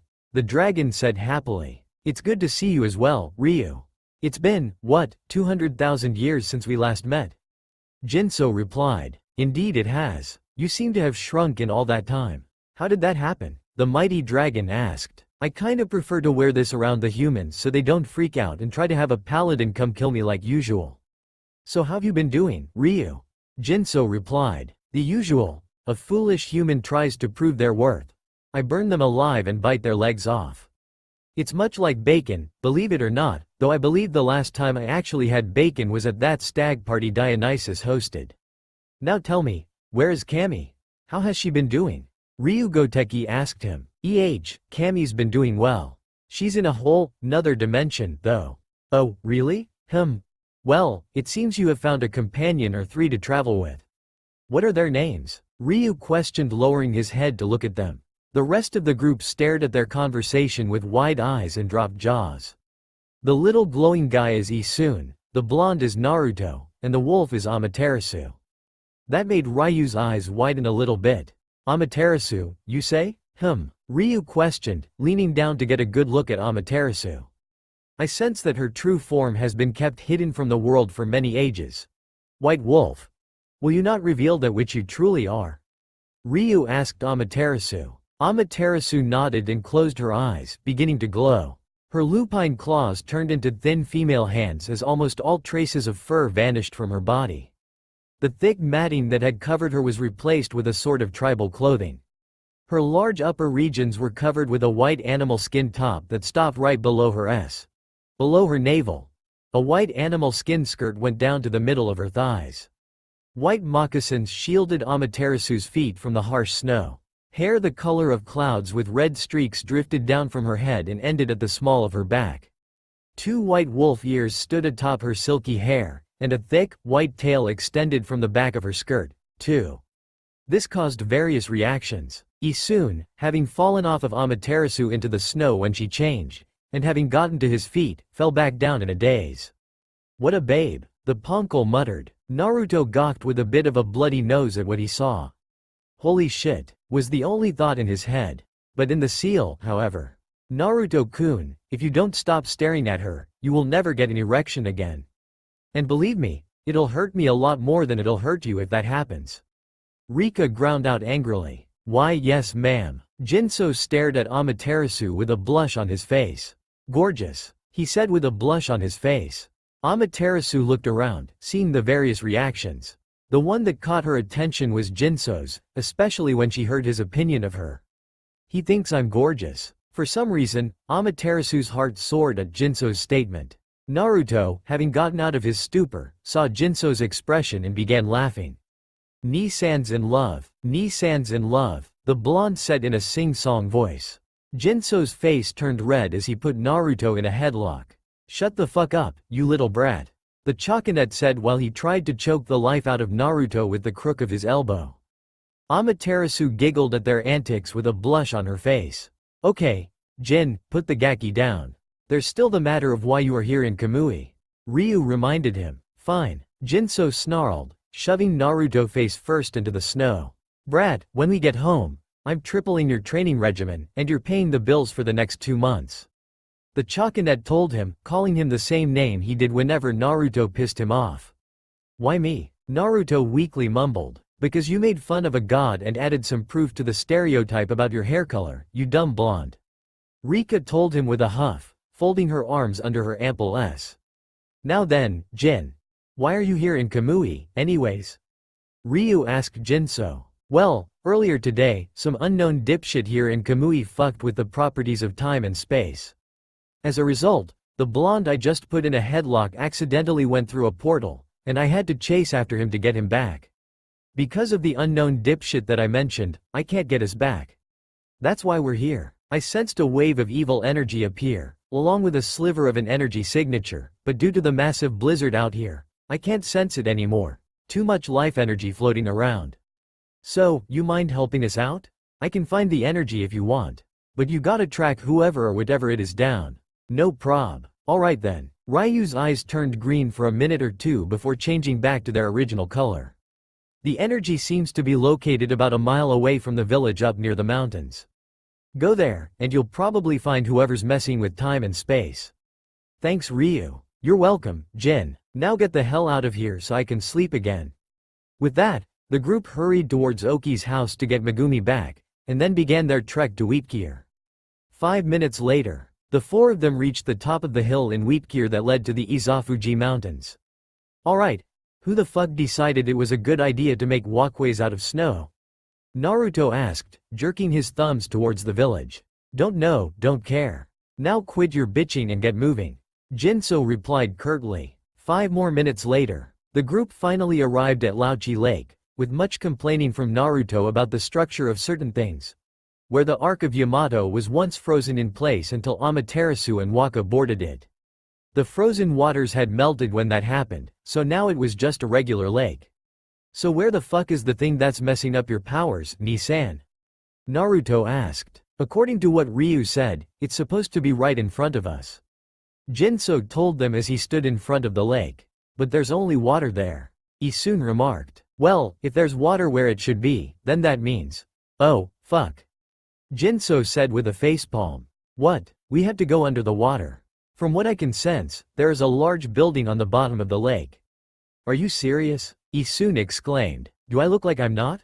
Jinso asked in response. Can you guys just excuse me for a second? Naruto suddenly interrupted, with Jinso nodding a reply. The blonde then scuttled over behind a rock, and let out a shout of rage. Damn you, Miyamoto. Why the fuck did you have to create the motherfucking water temple? Morpha was a load of bullshit, too. The damn physics weren't even correct. Naruto raged, his yell shaking the ground. Anyone who has played The Legend of Zelda, Ocarina of Time knows what I'm talking about. Naruto then came back over to the group, with Amaterasu and Isun staring at him in confusion. Sorry about that. I'll explain later. The whiskered blonde quickly replied. It's fine, Naruto. Now then. I'm going to put up a bubble of air around us to regulate our body temperatures since the lake is freezing. However, due to my limited powers, I can only keep it up for about 2 hours. That means if we don't find breathable air in the underwater building in the next 2 hours, we will all drown and or freeze to death. Jinso explained his plan for getting through the dungeon. Alright, but there's one flaw to that plan. It'd take us about a half an hour to sink down to the bottom. Add in having to get used to the changed physics, and we'd have actually about 5 minutes of air available. Isun replied with a serious face. But that face quickly changed to one of confusion when Jinso smirked at him. What, I got something on my face? Isun asked him. Nothing's funny. It's just, I never said we'd have to sink down, now did I? No, my friend. Teleportation is how we're doing it. The male deity of the group said in response with a grin. But he quickly let all emotions drain from his face. Everyone buddy up. With my limited powers, I can't transport everyone individually, so grab a friend and hang on tight. he told the other three. Amaterasu quickly latched onto Jinso while Isun hopped into Naruto's unruly hair. Jinso's serious gaze left him for a moment as he blushed at the contact between his arm and Amaterasu's S. Getting it back, he held tightly onto Amaterasu and snapped his fingers. The four of them were enveloped in a ball of light that flew up and then down towards the lake's icy depths. Back in Konoha, the Hokage's office. Let me get this straight, Kakashi. Hiruzen began. Your team managed to catch you in a trap that could have actually killed, after which you went to the roof of the academy.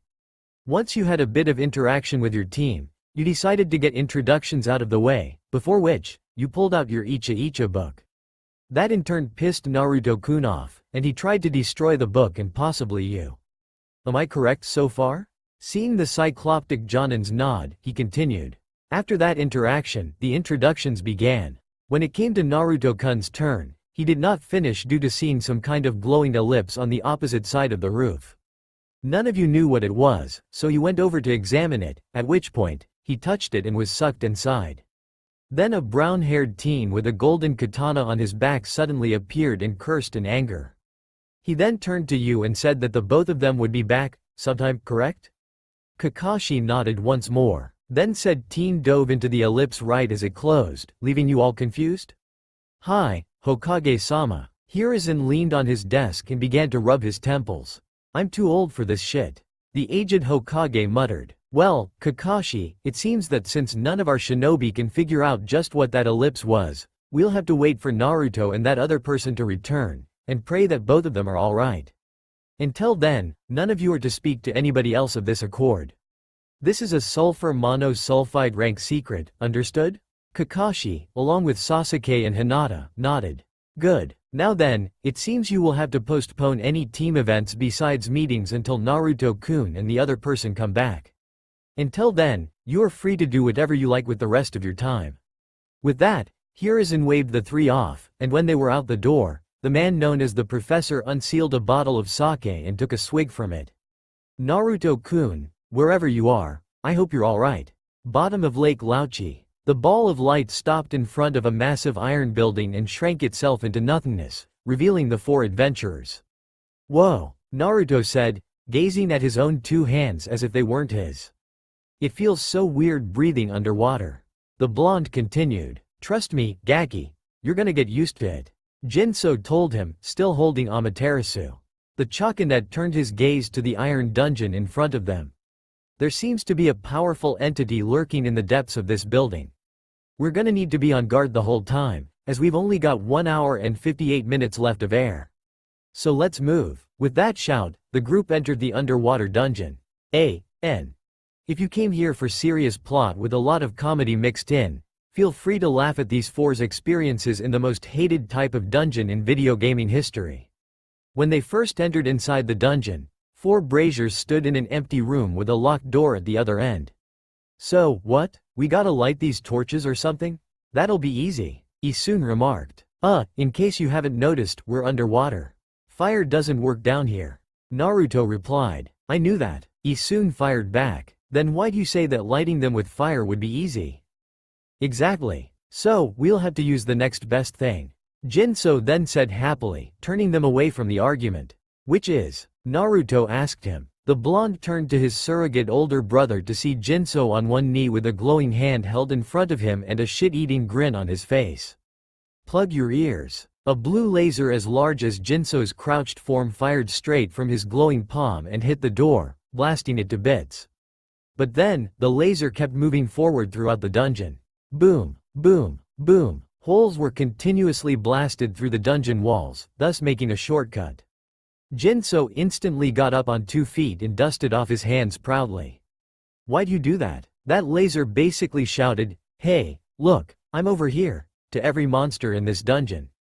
Isun yelled at him. Jinso turned to the poncle with a suddenly serious face, making Isun worry. I hate water dungeons. Now let's move quickly so we can get out of here.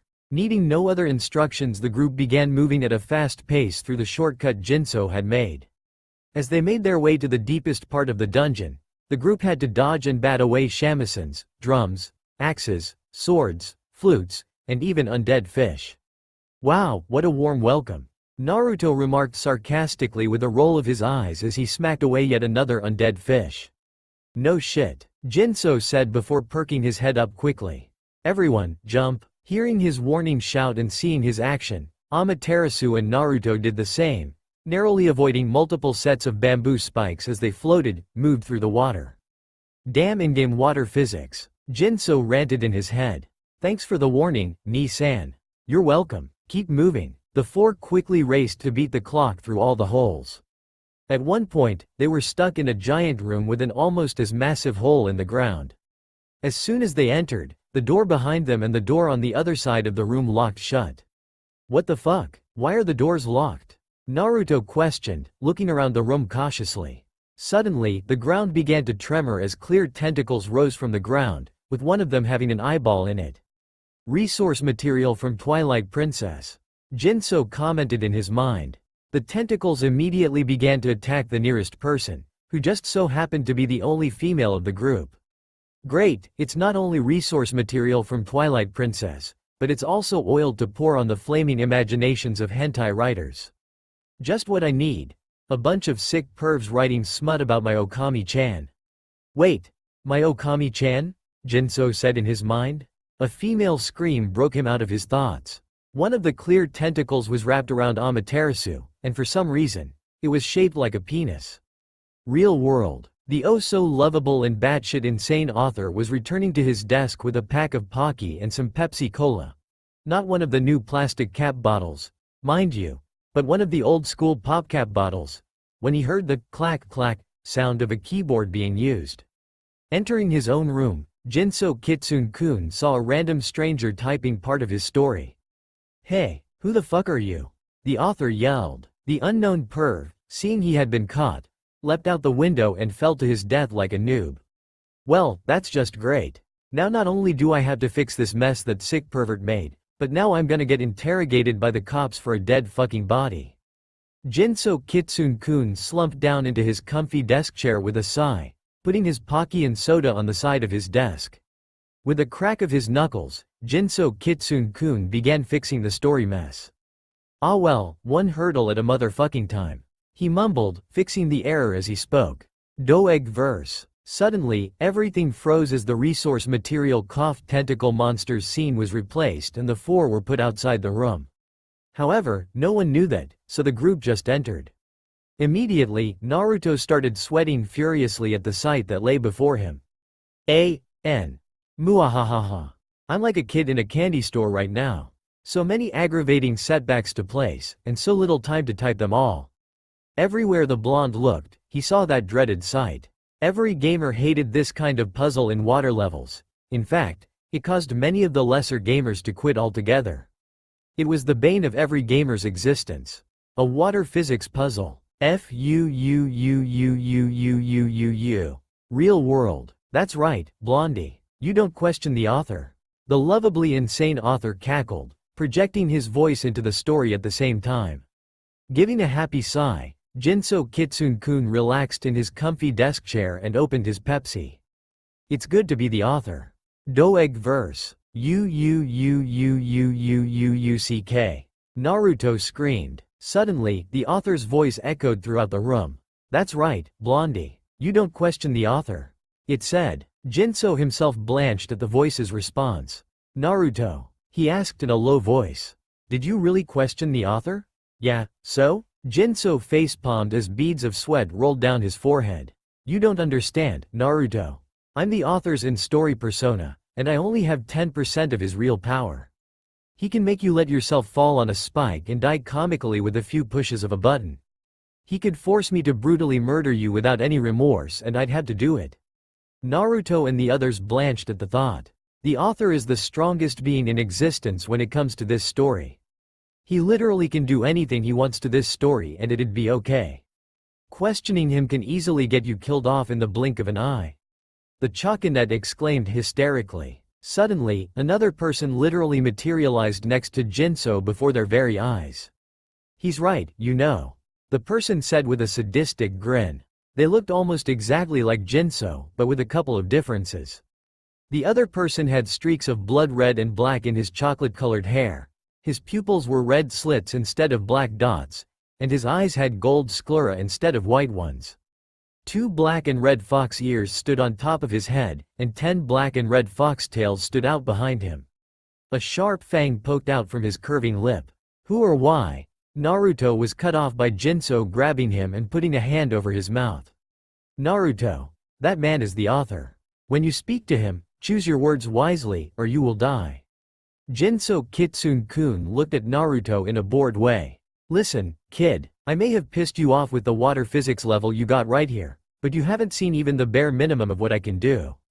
The author told him, I work hard to make sure everything fits the way it does in this story, and I am already dealing with a lot of shit outside of here. It's not gonna do anyone any good if you question the reality in this story. Now, I'm gonna let you off with a warning because the story's not even close to being done. But remember this, A. I don't enter the story unless I feel it is needed, and B. Anyone who questions this reality is going to be eviscerated by their own hands while their eyeballs slowly melt themselves out of their sockets and their nuts swell up and implode. Got it? Naruto nodded fearfully under the gaze of the author. Good. Now then, if you make it through this dungeon without questioning it or me either out loud or in your head, I'll give you a special reward. Okay? Seeing the blonde's nods, Jinso Kitsune-kun finally let out a smile. Thanks. I'm sorry for having to threaten you, but I've just been extremely pissed off lately. Keep what I said in mind. With that, the author returned to the real world and continued typing this story. Wait, if he went into the story, then how could he have still typed the part where he went in if he was inside the story and not the real world, even though it was still typed when he wasn't doing it, yet he's typing this right now and gets riddled with bullet holes. Falls to the ground dead. New narrator comes in. Sorry about that folks, but the older narrator started questioning the reality of this story, and you know what happens then. By the way, getting shot at least 20 times was the author's version of mercy for that guy. Continuing on, though, a creepy chuckle echoed throughout the room. I'm just shitting you guys. The puzzle is just an illusion, but you still might want to look for secrets. Cough. Cough asterisk. Everyone's sweat dropped at the author's bad cover-up for the secret. Jinso immediately went to the far right wall and touched the stone. He could feel heat coming from a concentrated source. Rasu-chan, would you mind cherry bombing the wall right here? Amaterasu gave a nod and quickly made a cherry bomb appear. The wall exploded, revealing a dark hallway. Shall we? The group moved fast through the dark hall, searching for a source of light. And it just so happened that they came upon a door with a lot of light coming from behind it. Jinso kicked the door in and they all ran inside. The entire room was covered in gold. Gold statues, gold coins, gold weapons, and even golden food. Damn, Jinso said appreciatively. He then narrowed his eyes. Something's not right here. Why would there be a random room filled with gold in a water dungeon at the bottom of a lake? He mumbled. Suddenly, the door locked itself behind them, causing Jinso to worry. Glancing upwards, he saw Naruto reach for a shinier than usual treasure chest. The Chakanet's eyes widened in horror. Naruto, don't. But he was too late as a sickly green hand with an eye in its palm burst from the treasure chest as Naruto jumped away. 7 other treasure chests did the same as they surrounded the group. Shit, I remember these things. They're called mimics. We found some on a sunken ship during our initial adventure. Isun told them. Great, so how do we kill them? Naruto asked with a roll of his eyes. Hearing a whirring sound, Naruto looked to see Jinso with his cheeks puffed out. Nisan? I'm a firing, Ma Lazor. Jinso shouted, his eyes turning huge as his mouth elongated. Blah! A blue laser fired itself from Jinso's mouth, obliterating 3 mimics. And you guys thought I was done with the lasers? Hell fucking no. That shit is still alive. Doctor. Octagonopus no jutsu. Everyone hit the deck as Jinso suddenly sprouted mechanical tentacles, stood up on them, and began to spin whilst firing a blue laser from his mouth. The red ring of Dia. The blue beam of doom annihilated the remaining mimics. Once all that was done, the mechanical tentacles drew back into Jinso's back, and he dropped right beside Naruto. Don't ask. Suddenly, 8 regular treasure chests appeared in place of the mimics, and the door unlocked. I guess this was a challenge room. Oh well, to Victor goes the spoils of war. Jinso shrugged as he walked to each of the chests and collected what was inside. And what was inside caused him to frown. It's jewelry? Shrugging once more, Jinso put away the jewelry and turned to his team. Let's go. It's nothing but duds. He lied. I'm not even gonna ask a single question this time. Better to just go with the flow sometimes than to fight against the current. Naruto muttered sagely. Damn right it is. Now let's keep moving. 40 minutes later, finally reaching a narrow hallway that led to a massive door, the group stopped to relax. Well, guys, I think we're almost done. We've only got about half an hour of air left, give or take a few minutes. Jinso told them. At least we can kick the ass of the guy who made this happen in the first place. Naruto commented. Jinso nodded to him. Something powerful lies beyond that door, most likely the source of the disturbances. You guys ready? Jinso asked, turning to the group. Always, Ni-san, Naruto replied. I am if you are. Amaterasu said happily. Why not? Isun told him with a shrug. Alright, then. We don't know what we're going to face, so stay on guard. We've only got 30 minutes left of air, so we have to make it count. Now let's go. With everyone pumping their fists in the air, Jinso blew the massive door open and they all walked in. The room had 2 platforms set in the middle, with spotlights in the ceiling and bleachers behind each platform. So, someone has finally come to challenge me. That is most excellent. A hissing voice echoed throughout the room. Show yourself, Jinso ordered. Ah, such courage. The feel of your power is so enticing. Like a feast that can only be eaten by a king. Very well. Look and see who you have spoken to. From the shadows, a figure stepped forward. His skin was a pale red, and 2 horns stood from his cranium. The person wore a leather jacket and a pair of denim jeans. The ends of the jeans stopped just above a pair of black hooves. Dark shades hid the man's eyes from the group. Welcome to my lair. My name is Lucifer, but you can just call me the Devil of Rock. Rock? Naruto asked confusedly. I see that you are here to stop the disturbances of time and space. If that is so, then you must prove your worth through battle. Naruto smirked. Bring it on, dipshit. I'm not afraid of you. The blonde said, drawing his tanto. Ah, but I did not mean a battle of might. No, what I seek is a battle of music. Lucifer replied. To show what he meant, the Devil of Rock made an electric guitar appear in a burst of hellfire. The guitar was mostly colored black, with maroon skulls etched into its surface. The head of the guitar was an ivory skull with glowing red eyes. Jinso smirked in response. Now, then, who wishes to do battle with me? Jinso stepped forward, the smirk never leaving his face. I'll fight you, the Choconet announced. Naruto looked at him bewilderedly. I'm the only one of us who knows how to do this, so just suck it up. You can kick some ass on a mission, alright? Jinso replied to the blonde.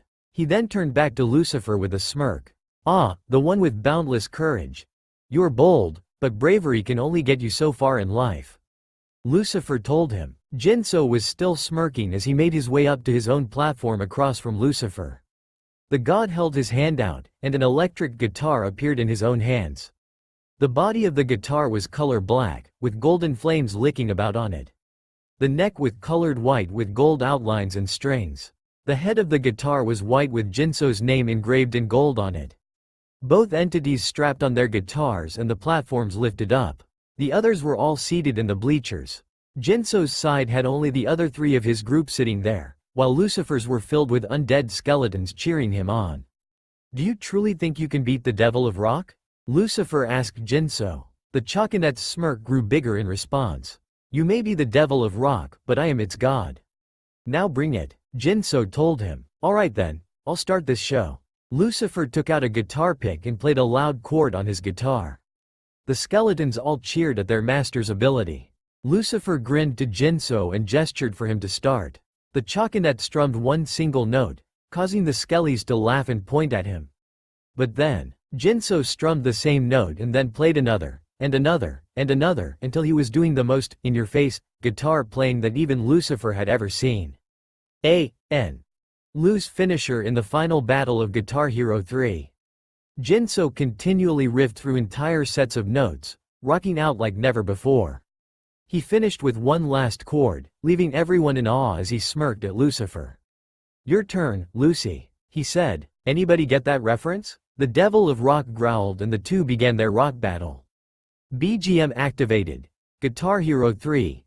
Legends of Rock. The Devil went down to Georgia, rock version. A.N. Now, it seemed like a good idea to cut off here, but I doubt you guys would want a cliffy before the epic battle between the God and Devil of Rock, so this is my special treat for making such a sucky first edition of Chapter 3. I don't care what anyone says, this makes up for it. You're welcome. The two rockers began to loudly twang the strings of their guitars as the room filled with the intense and epic music. You know, if you'd just save yourself the time and stop the disturbances, I'd be more than willing to let you live, Lucifer. Jinso told his hellish rock and roll counterpart. Like I'd stop until my afterlife had its share of a challenge from you. Keep trying and we will see what may happen. Lucifer shouted in reply. Then show me what you got. That was when the lyrics started playing as Lucifer sang. The devil went down to Georgia, he was looking for a soul to steal. He was in a bind, 'cause he was way behind and he was willin' to make a deal. When he came across this young man sawin' on the fiddle and playin' it hot. And the devil jumped upon a hickory stump and said, "Boy, let me tell you what." The two guitarists went into a purely instrumental riff as they practically sawed through their guitar strings with fingers of lightning. It amazed everyone who watched to see how quickly their hands moved on the guitars without slipping up. I guess you didn't know it, but I'm a fiddle player too. Lucifer looked Jinso right in the eye as he sang while their strums echoed throughout the dungeon. And if you'd care to take a dare, I'll make a bet with you. Now you play a pretty good fiddle, boy, but give the devil his due. I bet a fiddle of gold against your soul, 'cause I think I'm better than you. Then Jinso began to sing. The boy said, "My name's Johnny, and it might be a sin, but I'll take your bet, you're gonna regret, 'cause I'm the best there's ever been." Then Lucifer joined in with Jinso as their strums and riffs grew louder. "Johnny, you rosin up your bow and play your fiddle hard, 'cause hell's broke loose in Georgia and the devil deals it hard. And if you win you get this shiny fiddle made of gold. But if you lose, the devil gets your soul." Both of them once more went purely instrumental until the next verse came up, where Lucifer sang.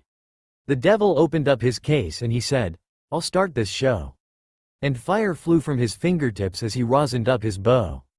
To add to the effect, Lucifer's own fingers lit on fire as he continued playing. And he pulled the bow across his strings and it made an evil hiss. Then a band of demons joined in and it sounded something like this. Once more, Jinso and Lucifer entered an instrumental period in which they rocked the entire area with their powerful strumming. Amps were set up so as to increase the sound for all to hear. It's amazing. How can they even keep it up for so long without sweating in the very least? Amaterasu asked in awe of what was before her. Despite having lived with Ni-san for a couple of years, I actually don't know all that much about him. He never told me anything about rock music, or how apparently epic it is. Naruto exclaimed, cheering Jinso on. Even the boy who calls him his brother knows little about him. Now I'm even more interested. Amaterasu thought to herself, feeling more attracted to the choconet than before. It had at first felt like a simple crush, but then she saw the greatest characteristics about him and fell in love. The thing with gods and love is that if one were to love a mortal, they could never be with them, for a god would live forever, while a human would eventually die. That was why most gods and goddesses kept their feelings of love and attraction bottled up. It caused many bad situations, which the humans perceived as their so-called natural disasters. All these tornadoes and hurricanes and blizzards were merely the gods venting the anguish of their eternal lives. And even though she was a goddess, she was still a woman, and one of the things that attracts a woman to a man is her desire to know more about them. A.N. I may be a man myself, but I live with 3 women, 2 of which have been on their periods multiple times, while the other is just starting hers. Trust me when I say that I know this stuff. Suddenly, Amaterasu's head jerked from Lucifer to Jinso as the god of rock and roll began to sing. When the devil finished, Johnny said, "Well, you're pretty good, old son. But if you'll sit down in that chair, right there, and let me show you how it's done. Fire on the mount, run boys, run. The devil's in the house of the risen sun. Chicken in the bread pin, pickin' out dough. Granny, does your dog bite? No, child, no." The two once more went into an instrumental, but this time, they both pushed all of their power into there in an attempt to overcome one another. White and red auras surged around both rockers, pushing each other back and forth in a struggle of willpower. The density of their individual powers started shaking the building while they still continued playing flawlessly. "You realize I'm gonna beat you, right?" Jinso asked while their auras still fought. "Oh, really? Might I ask how you know the outcome of this battle?" Lucifer questioned in response. Jinso smirked with a mischievous glint in his blue-green-gray eyes. "Haven't you ever heard the end of this song?" And that was all Lucifer got in response. But finally, after several minutes, Jinso's white aura overpowered Lucifer's, and the devil of rock and roll lowered his head as Jinso sang to finish it all off. The devil bowed his head because he knew that he'd been beat. He laid that golden fiddle on the ground at Johnny's feet. Johnny said, "Devil, just come on back if you ever want to try again." To rub Lucifer's nose in it even more, Jinso gave him the one-finger salute as he continued playing every fucking note correctly with one hand. A.N. Just a side note, but that is true for me as well. I can play a guitar very well with just one hand. I'm not lying, just ask any member of my family. I told you once, you son of a bitch, I'm the best there's ever been. And he played Fire on the Mount, Run Boys, Run. The devil's in the house of the risen sun. Chicken in the bread pin pickin' out dough. Granny, does your dog bite? No, child, no. Jinso finished off the entire song with the last few riffs and then began replaying Lu's finisher from Guitar Hero 3. With the last few notes he blasted Lucifer away with a chord on his guitar and a wave of energy, breaking the body of the devil of rock and roll and ending the musical battle.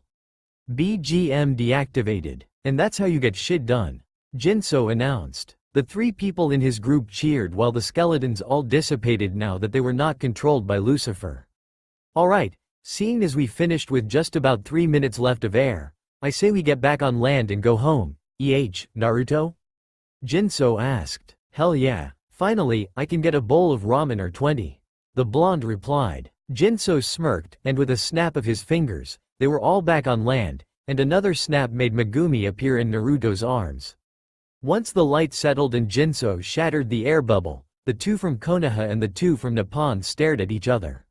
"Well, I guess this is it. We'll be going now, you two.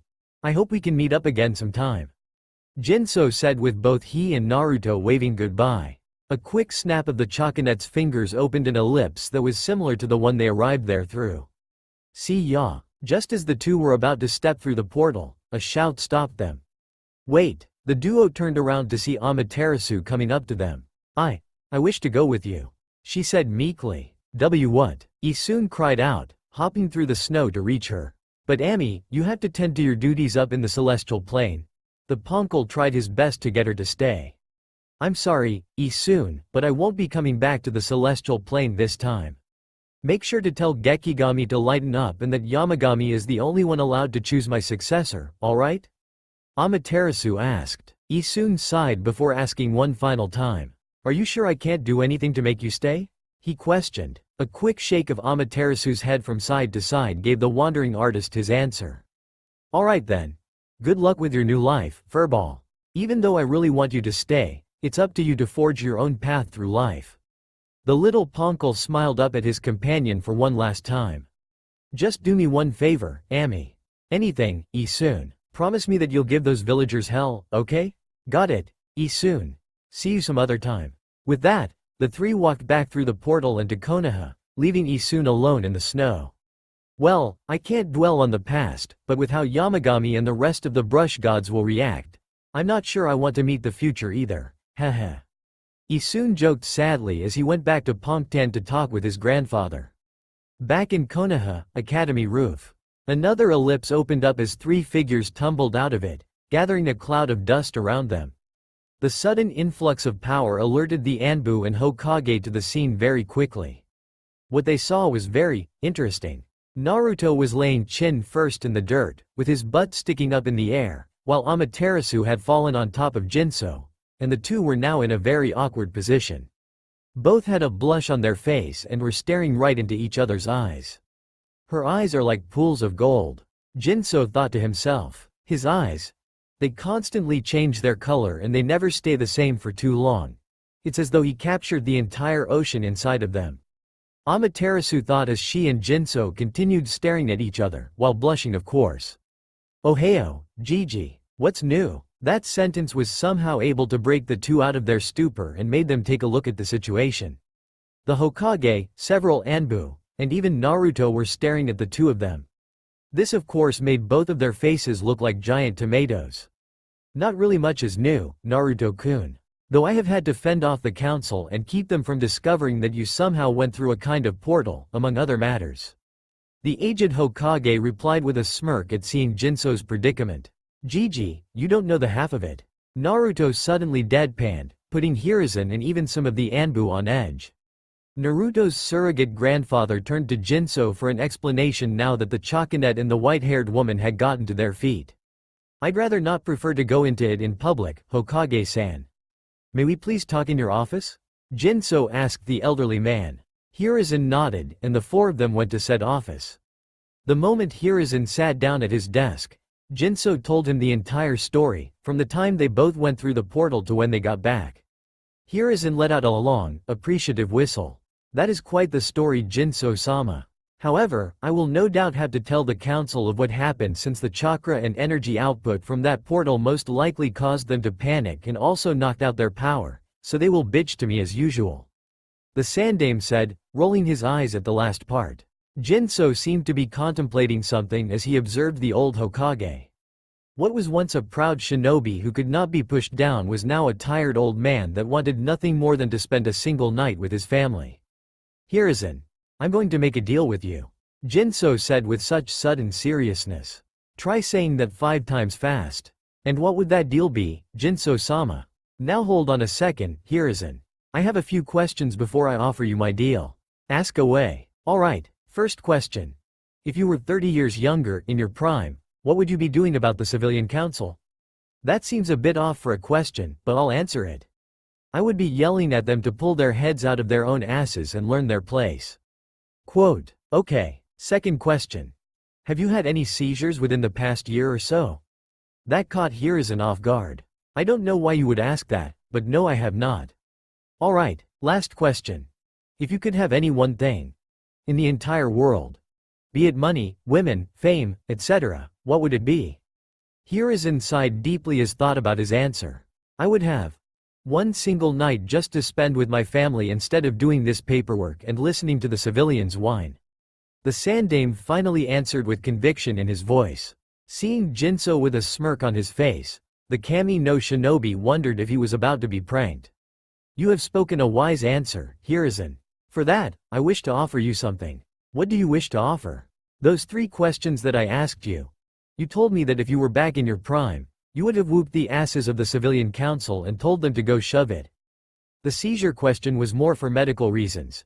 But the third question was a test.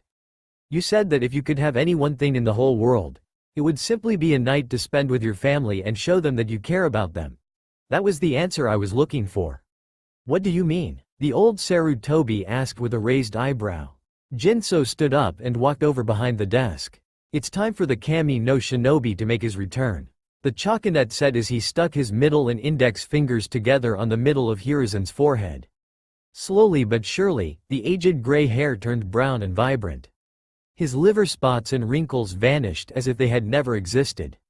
Old, exhausted muscles suddenly pulsed back to life with great vigor. The hunched back of an elderly man was replaced with the tall and proud spine of a warrior. His dim and tired eyes suddenly burned with the will of fire. Even his worn vocal cords were changed. What did you do to me? Hiruzen asked, touching his own face. I turned back the hands of time for your body and quite literally put you back in your prime. You are now only 40 years old. Jinso stated proudly. The newly revitalized Hiruzen grabbed a small mirror and checked himself. There wasn't even a single dot of dark skin underneath his eyes. It's true. I am actually younger. I'm back in my prime. The once elderly Sarutobi cheered with much happiness in his voice. Remember that this is a gift that must be taken seriously. I foresee great danger in Konoha's future if my gift is taken lightly. You must rein in that damned mockery of a council or else things will end badly for all. Hiruzen Sarutobi. Also, do not reveal your newfound youth to the council because A. I really don't want people showing up on my doorstep every 5 minutes, asking for me to make them young due to the gossiping morons on that council, and B. They will try to rein me under their control with that CRA bullshit that I do not need if they manage to find out that I can control time. Jinso warned him with a serious tone. I promise you that I will not take it lightly, Jinso-sama. It's time for me to explain to the council just why this is a military dictatorship. Hiruzen said with an evil smirk. Well, that's great and all, but I need some sleep. Just send an Anbu if you need me. Jinso replied, waving him off as he left with Amaterasu, but not Naruto. The blonde had tried to leave, but Hiruzen stopped him. Naruto-kun, I need to call your teammates and sensei here so that they know you're alright. Do you mind waiting here until they arrive? That'll be fine, Gigi. Plus, I really want to see Hinataheim after getting sent to another universe. Hiruzen grinned at Naruto's pet name for Hinata. Oh, so she's Hinataheim, now is she? The Sarutobi asked. Urusei, Arrow Gigi. Naruto shouted in embarrassment, but then he stopped and pointed to his surrogate grandfather. Shouldn't you be hanged to look like you're still old so no one learns about what happened? The blonde asked. In all his excitement, Hiruzen had forgotten to henge himself. Oh, of course, my mistake. So then, Hiruzen told his Anbu to get Team 7 and bring them here, but not to tell them why. The two spent the next few minutes playing cards until the secretary told Hiruzen that Team 7 was waiting. Naruto quickly packed away the cards and stood happily as his team entered. Hokage-sama, what did you call us here, foe, Naruto? The usually reserved cycloptic Jonin let out a shout of surprise at the blonde's presence. Who else, Scarecrow-sensei? Naruto replied, with Megumi yipping alongside him. Of course, the happiness of the moment was disturbed by kawaii. Hinata shouted as she dove for the fox kit that was inside of Naruto's jacket. The brunette snuggled her head against Megumi, but more importantly, her ample bosom was rubbing up against Naruto Jr. Naruto blushed at the situation while Sasuke and Hiruzen both had to stifle a laugh. Kakashi merely continued reading his book, but only said one thing. I'm impressed, Naruto. Not even an hour after you return and you're already making me so proud. The cycloptic Jonin said, wiping a fake tear from his visible eye. Hinata and Naruto both froze at that statement before the former fainted while still on top of the ladder. And if the situation couldn't get any worse, an Anbu appeared in the room to deliver Hiruzen a message. The council is requesting a meeting, Hokage-sama. They wish for you, Naruto-kun and his Nisan to be there, as well as some woman with white hair that those two were seen with. The Neko-masked Anbu whispered. Thank you, Neko. I'll get Naruto there. With a single nod, Neko left in a shunshin to go tell Jinso the same exact thing. Hiruzen bent down to Naruto's level and managed to lift Hinata off of him. Naruto-kun, I need you to come with me to a council meeting, alright? Naruto nodded and quickly left with the now young Hokage while Sasuke and Kakashi took Hinata back to her clan compound. Naruto and Jinso's apartment. What is it? Jinso irritatedly asked the Neko-masked Anbu who had been knocking on his door. The Chakanette was currently wearing a white wife-beater with loose-fit jeans and sneakers. A gold pendant that was shaped like a clock hung around his neck. His spiky, dark chocolate-colored hair had a couple of silver streaks on the tips. Beyond the door, Neko could see a woman with snow-white hair sitting on a black leather couch beside another woman who had silver hair. The white-haired woman was wearing a sky-blue top with silver trim and skin-tight leather pants. She also had high-heel shinobi sandals and wore silver bracers with gold finishing on her wrists. The silver-haired woman wore nothing but skin-tight black leather, complete with pitch-black stiletto heels that had silver trimmings and two midnight blue teardrop earrings. Needless to say, even the female Neko-masked Anbu felt a bit attracted. No homo. A.N.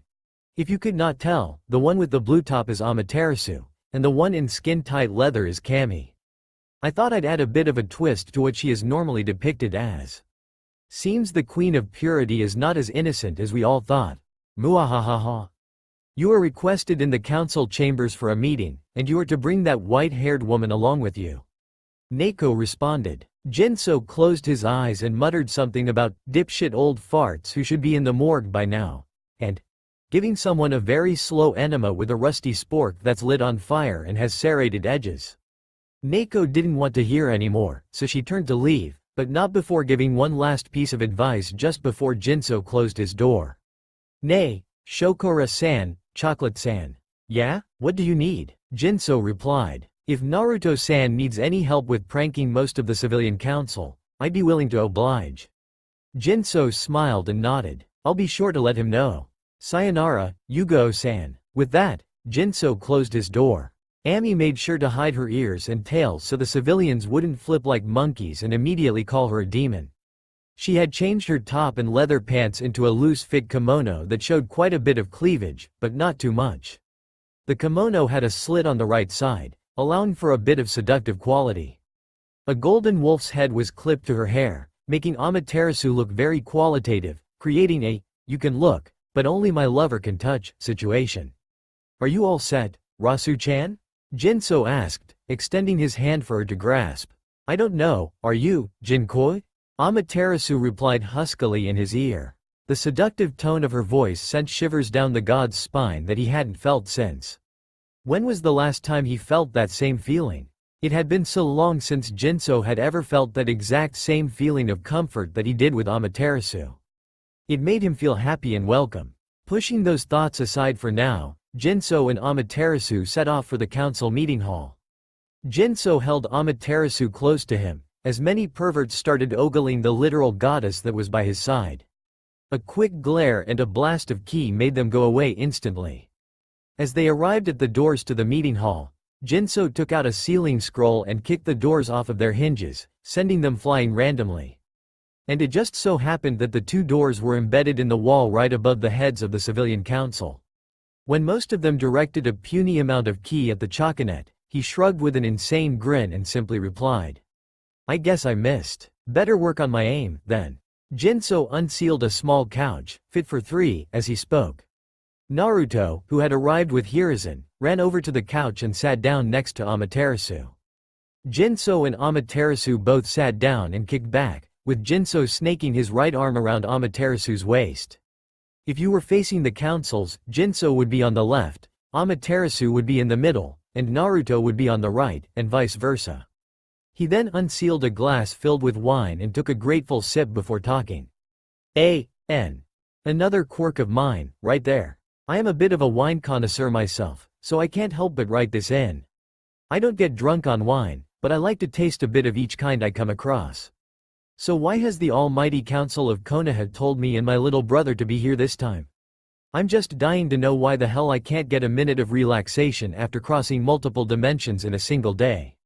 Jinso sarcastically asked. You are here because we wish to know about that strange ellipse that allows a person to teleport between places at will. Said Shida Hederu, the head of the civilian marketing affairs. If you didn't notice, his name is a pun on shithead. Jinso lazily turned his head to the Hokage. Hiruzen-san, I thought this was a ninja-only matter. If it is, shouldn't only the Shinobi Council be here, as there are no civilian concerns being presented? The Choconet asked. Unfortunately, that ellipse knocked out most of the civilians' power, so they had to be here.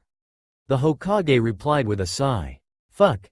If it's that much trouble, why not just build a generator that powers the village, and have guards posted that switch every half an hour so that if the power goes out, a quick raiden jutsu will get everything going again? It would make everyone's lives a lot easier. I hadn't thought of that. Thank you, Jay-san. No problem. I honestly wouldn't prefer to be here myself, as traveling through the barriers of time and space can easily get you tired. The barriers of time and space?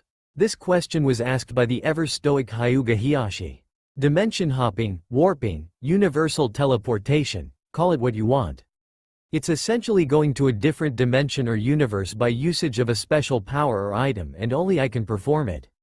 Jinso replied. This got the civilians interested, and one of the more greedy men spoke out. We should. Fuck no. I'm not doing that CRA bullshit. Don't need it, don't want it. I may sound like a lunatic to all males present, but I love only one woman, and I'm not willing to break her heart because of perverse desires of the flesh so that some village leader wannabes can try to control the lives of me and my future family. Jinso cut him off, glaring daggers into the man's skull as he spoke. He then turned to the Hokage. Sorry, Hiruzen-san, but I'm not doing that bullshit, and nobody can fucking make me. Show the Hokage some respect, you delinquent. One fat blob of a civilian merchant yelled, shaking his pudgy fist all the while. Jinso took another drink from his glass of wine, which was now nearly empty. First of all, my way of showing respect to someone is acknowledging them by their name. Your way of showing respect is using honorifics, which you didn't do, so shut the fuck up. I respect the Hokage, so I call him Hiruzen-san. You, on the other hand, I would only refer to as a moronic blob of wasted money. A blob because you are somehow larger than most Akamichi clan members. No offense, by the way, Choza-san. Jinso looked to see Choza nod happily for the confirmation he needed about none taking offense. Taking the last sip of his glass, Jinso continued. And you tend to act quite moronic. Shouting at others without asking their attention, calling someone a title which you have no evidence to show for its existence upon their person, etc. And a waste of money because you are only a simple merchant, with, from what I have seen, a mere market stall and 3 fruit and vegetable carts. Which I can't imagine how exactly it would land you a spot on this council.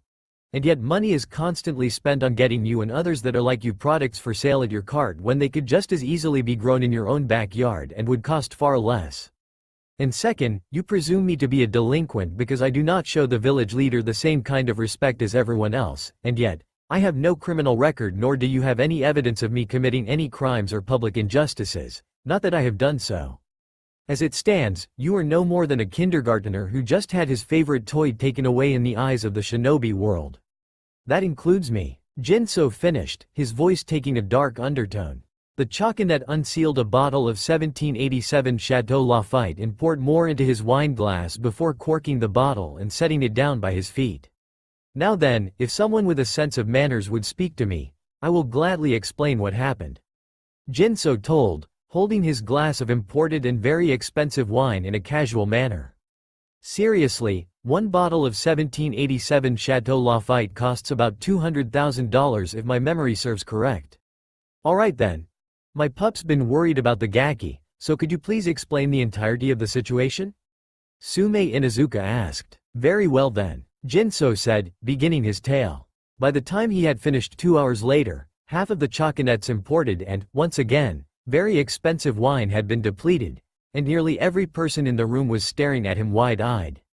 Of course, Jinso had left out a few parts, such as the entirety of the water dungeon and how they got there, his encounter with Ryugoteki, the fact that Megumi was there, who Amaterasu was, and the part where he knocked Lucifer's ass back to last week in a rock battle. Aburame Shibi was the first to recollect his thoughts as he fidgeted with his glasses. Your story seems to true, but you appear to have left out something. The leader of the logic jukeboxes said in reply. 3. And what would that be, Shibi-san? Seeing the fact that Jinso apparently respected him took the Aburame clan head by surprise for a bit. Jinso took this moment to refill his cup with wine and sip it slightly. You still have not explained who the woman beside you is. Shibi replied, gesturing to Amaterasu, who had currently been snuggling into her lover's side. Many of the women on the Shinobi Council had an moment. On the civilian council's side, however, well, let's just say that there was enough ogling to make Jiraiya uncomfortable. Yes, who is that woman? Yet another blob of a civilian asked with lust in his eyes. Jinso's eyes turned into their dangerous yet entrancing mix of blood red and amber as he let out a feral growl towards the civilians. She is the only woman that I have loved in a long time. Who has loved me in return, so if you keep undressing her with your sick, perverted eyes, the eunuchs of Konoha Club will be gaining a lot more members today. The Choconet growled with a throaty voice, protecting Amaterasu like a male canine would his mate. Most of them were afraid to offend this monster-given flesh, but one was too stupid to resist. Fear is the bane of all man's psyche, and the only way to let it go is to be foolish enough to ignore it. How dare you speak to us that way? We are the Council of Konoha. We choose what separates a man from the beasts below him in this hidden village. A foolish councilman shouted indignantly. Despite his attempts to rile his fellow councilors, it did not work.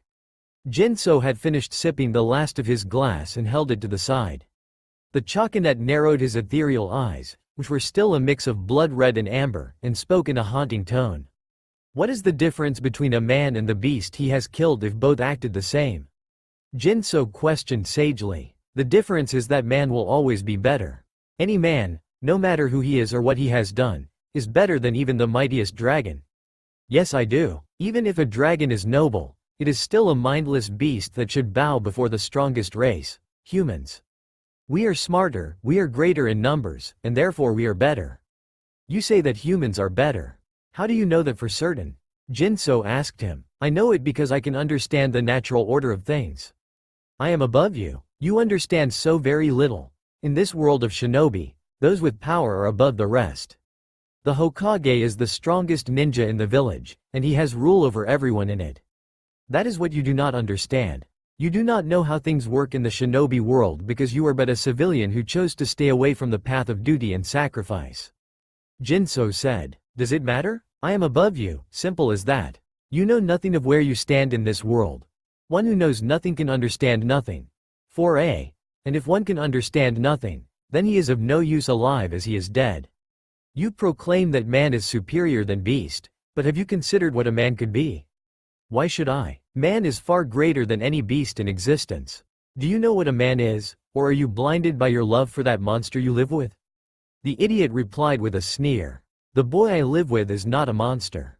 He is a far greater human than you could ever dream of being. That boy is a monster. There are cults that worship him and wish to pay him tribute. He steals the souls of men and makes them his slaves. Perhaps the same could be said of all religions. Naruto is a savior compared to the likes of you. Jinso told him, drinking the last drops of wine in his glass. If he is a savior, then we are all doomed. We do not need a savior such as him. It should be a man, not a monster. Jinso sneered at the fool. What is a man? A miserable little pile of secrets. 4b. Jinso threw his glass to the side after the first sentence, letting it shatter on the ground. The god stood up, eyes still narrowed towards the counselor. By what you have said, you are essentially indicating that the Inuzuka are not human, but rather wild dogs who slobber and drool. That the Nara are the same as the deer that live amongst their clan's property. That all Aburame are the same as but one of the bugs that inhabits their bodies. You are essentially making claims that every shinobi who lives in this village is nothing but a wild animal, and all the civilians are mankind. The clan heads, along with Sarutobi, Jinso, Naruto, and Amaterasu all glared openly at the foolish counselor who had spoken. And what if I am? The moron said bravely. Every single ninja drew whatever weapons were on their persons. Then universal law would see fit to proclaim that the beast shall always be mightier than the man. Sume snarled out. Jinso grinned at that thought. I completely agree, Sume-san. If beasts are mightier, we should give man a reason to fear them. As he spoke the last two words, Jinso got on all fours and let out a mighty and vicious howl. All the skin on his body began to turn into thick brown fur. His mouth elongated into a snout that was filled with razor-sharp fangs. His eyes remained their ethereal mix while a tail grew out from his backside. Two brown wolf ears perked up on his transformed head. Jinso's hands and feet were turned in sharp claws. Gold markings shone from all over Jinso's body, most of them looking like fire. He had turned into a wolf. Do you fear me now, counselor? Jinso asked in a growling voice as he began walking towards the counselor. Once he got to their area, Jinso hopped up and landed right in front of the foolish man. You said that man is mightier than any beast. Yet I can smell your fear. It envelops you. Like a cloak of false hope that's covered in holes. And it smells delicious. Like a feast for all who wish to partake. Jinso said with an evil grin, revealing his ivory fangs. The councils watched as Jinso circled the frightened man, like a wolf that has cornered its prey. How ironic. Why you don't SSC scare me? Oh, really? Then what is this foul liquid I see dripping down the side of your pants? What is that clear substance rolling down your forehead as I speak? The stammer in your voice? If I do not scare you, then why do you not take action? Maybe you are paralyzed, like the rabbit who has stared into the eyes of a snake. Perhaps you have come to realize that your pitiful existence may soon be extinguished like the dying flame of a candle. And perhaps you have come to realize that I might be the hand which snuffs the dying fire that is your life. The amount of alpha male pheromones Jinso was releasing was making Amaterasu shudder in delight. If the situation wasn't so dire, I would take him home and have him fuck me into oblivion. I can see your past. I can see your future. I know all that you have done and will do. You cannot escape the one who is searching for you. Many have tried to escape death's hand. And all of them have failed. You don't know when he will be coming for you. But he will. And your pitiful time in this mortal plane will come to an end. But just know that when death arrives, I will be there to deliver you unto him. Fucking demon. Why you and why your demon brother should return to hell where why you belong. The counselor spat as best he could, not realizing he had signed his own death certificate in pen. I see how it is now. I assure you, I am not a demon. Nor is my little brother who has been sitting with me the entire time. But you have just broken a high-class law that is punishable by death. How fitting that you who have told me to go to hell shall be arriving there yourself. Jinso turned to the Hokage. Here is Insan. May I do the honors? The wolf god asked him. By all means. Hiruzen replied, waving his hands in a go-ahead motion. Hokage-sama, the foolish counselor tried to appeal to the village leader. In a shinobi village, the leader's word is law. He said you have the death penalty. I am merely the being who will enforce the spoken law. Now, before I send your wretched soul to the plains of hell, might I ask your name? Fuck you. His name is Jansu Usaida.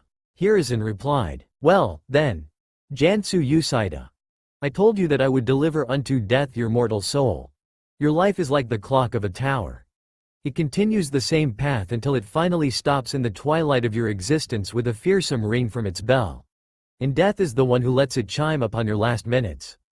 Fear grew present in the once brave counselor's eyes. No. Place please. Usaida stared at his approaching killer, fear in his cowardly eyes as the shadow of death loomed behind Jinso. For whom does the bell toll? It tolls for thee, on the last word, Jinso stopped circling the man and bit the sides of his head, but not deep enough to kill him. A shriek of agony was let out as Jinso ripped the man's head and spine out of his body. Most of the civilians revealed what their lunches were at the sight of this. Blood sprayed like a fountain from the hole that was once the head of Jansu Usaida. His dead body collapsed on the ground while his still screaming head was in between Jinso's jaws. The wolf god tossed the head beside its body and reared his snout back. Moving it forward, he let out a breath of fire that quickly consumed the body, also removing the stench and blood. Jinso quickly went back to Amaterasu and Naruto and transformed back into a human. All his fur was gone, along with his tails and ears. However, the white wife-beater Jinso had been wearing was torn to pieces, so he decided to go shirtless for the rest of the meeting, showcasing his athletic and toned body. After quickly cleaning the blood from his mouth, the meeting continued. Jinso snapped his fingers, and the glass that he had thrown on the ground reformed itself and floated into his waiting hand. Once more, he got wide-eyed stares and gawks from the two separate councils. Letting out a sigh, Jinso spoke as he poured himself more wine. I'm assuming you are all wondering just how I made the wine glass reform by itself. That's another power of mine. You can reform broken objects at will? A person on the Shinobi Council asked. Jinso finished pouring his wine and set the bottle on the ground. Not necessarily. The entirety of the power is metaphysical and incorporeal manipulation. Incorporeal? You mean things like ghosts and spirits? Sume asked. Correct. I can essentially manipulate any form of matter I choose, but I prefer use it for inanimate objects. Trying to fix a broken wagon is much harder if the horse is still pulling it, you know. The incorporeal part one use more for helping the dead find peace. Jinso continued. Would you mind giving us an example? Hiruzen asked. I'm sorry, but I would prefer not to show off all the skills in my arsenal. I am a shinobi, you know. Deception is my greatest ally. Jinso replied after taking yet another sip of his wine. I understand, J-san. That reminds me. Since your arrival to Konoha and until now, you have not told us your name. Instead, the Hokage merely calls you, J-san. Why is that? Hyuga Hiyashi asked. I prefer not to give my name to those who I do not want to say it. In the ninja world, information is your lover and deception is your best friend. You should know that, being a shinobi yourself. Jinso told him. The Hyuga clan head nodded in understanding. Jinso chugged his wine before speaking once more. Well, if there is no other subject that needs to be discussed, I will be on my way home. With an appreciative nod from the Hokage, Jinso his couch, glass, and wine bottle, and left for home with Amaterasu and Naruto. At least, he intended to. But, of course, there were some of the generic flamer civilians that some authors on fanfiction bash the living hell out of and make them call for Naruto's head on a silver platter, coincidentally standing just about 2 yards from Naruto's home, which was enough that 2 people could go inside before they stopped anyone else, pissed off that they had no power for their homes and no working lights with which to see. Look, it's the demon. Let's get it while the Hokage doesn't know. A random piece of cannon fodder shouted while pointing. The group suddenly drew pitchforks and torches out of what seemed to be their asses while Jinso sighed. Naruto, do you mind taking Amaterasu inside for a second? I've got to take out the garbage for the sanitation units. Naruto nodded and went inside, holding Amaterasu's hand like a child would hold his mother's when crossing the street. Jinso gave a stern look to the mob. Look, can you morons lay the fuck off for just one day? I just hopped through the fucking barriers of 2 different dimensions in one day. And it causes more jet lag than you'll ever feel in all of your lives combined. So leave me alone and go BS to some other person. The Chakinet shouted with a pulsing vein on his forehead. The mob went quiet for a second. They seemed way too quiet to be a generic angry mob filled with idiots. Let's kill the demon lover instead. There we go. Jinso let a growl escape his throat. You dumbasses just don't learn, do you? He asked rhetorically. Drawing his golden katana, Jinso pressed a button on the hilt, causing the steel blade to turn into a beam of pure energy. A.N. That's right. Jinso has a fucking lightsaber, and he's not afraid to use it. Well, actually, he has 2, but those morons aren't worth him using it. The foolish cannon fodder raced towards Jinso, intent on hurting him. Bitch, please. The blade of pure energy that was Jinso's sword sliced and diced them like the knife of a stereotypical sushi chef through the fish he cuts. One fool raced towards him, but Jinso merely punted the man into the hospital. In a matter of seconds, only one of the civilians left from the mob was standing before him. Jinso held his lightsaber back lazily, letting it glow brightly before charging the civilian. The energy blade pierced the man's stomach and went out his back as Jinso whispered in his ear. Time for you to sleep. Grasping the handle of his energy blade, Jinso threw the man in the air, jumped up right beside him, kicked him higher, and then slammed him down, making a crater in the earth. Right then, Jinso's lightsaber pierced the hole exactly the same as before. Said Chakinet landed in a crouch on the handle of his lightsaber, pushing the now dead moron further into the dirt. 5. 6 feet under, indeed. Jinso somersaulted off of the handle and pulled it back, swinging the lightsaber in a circle before changing the energy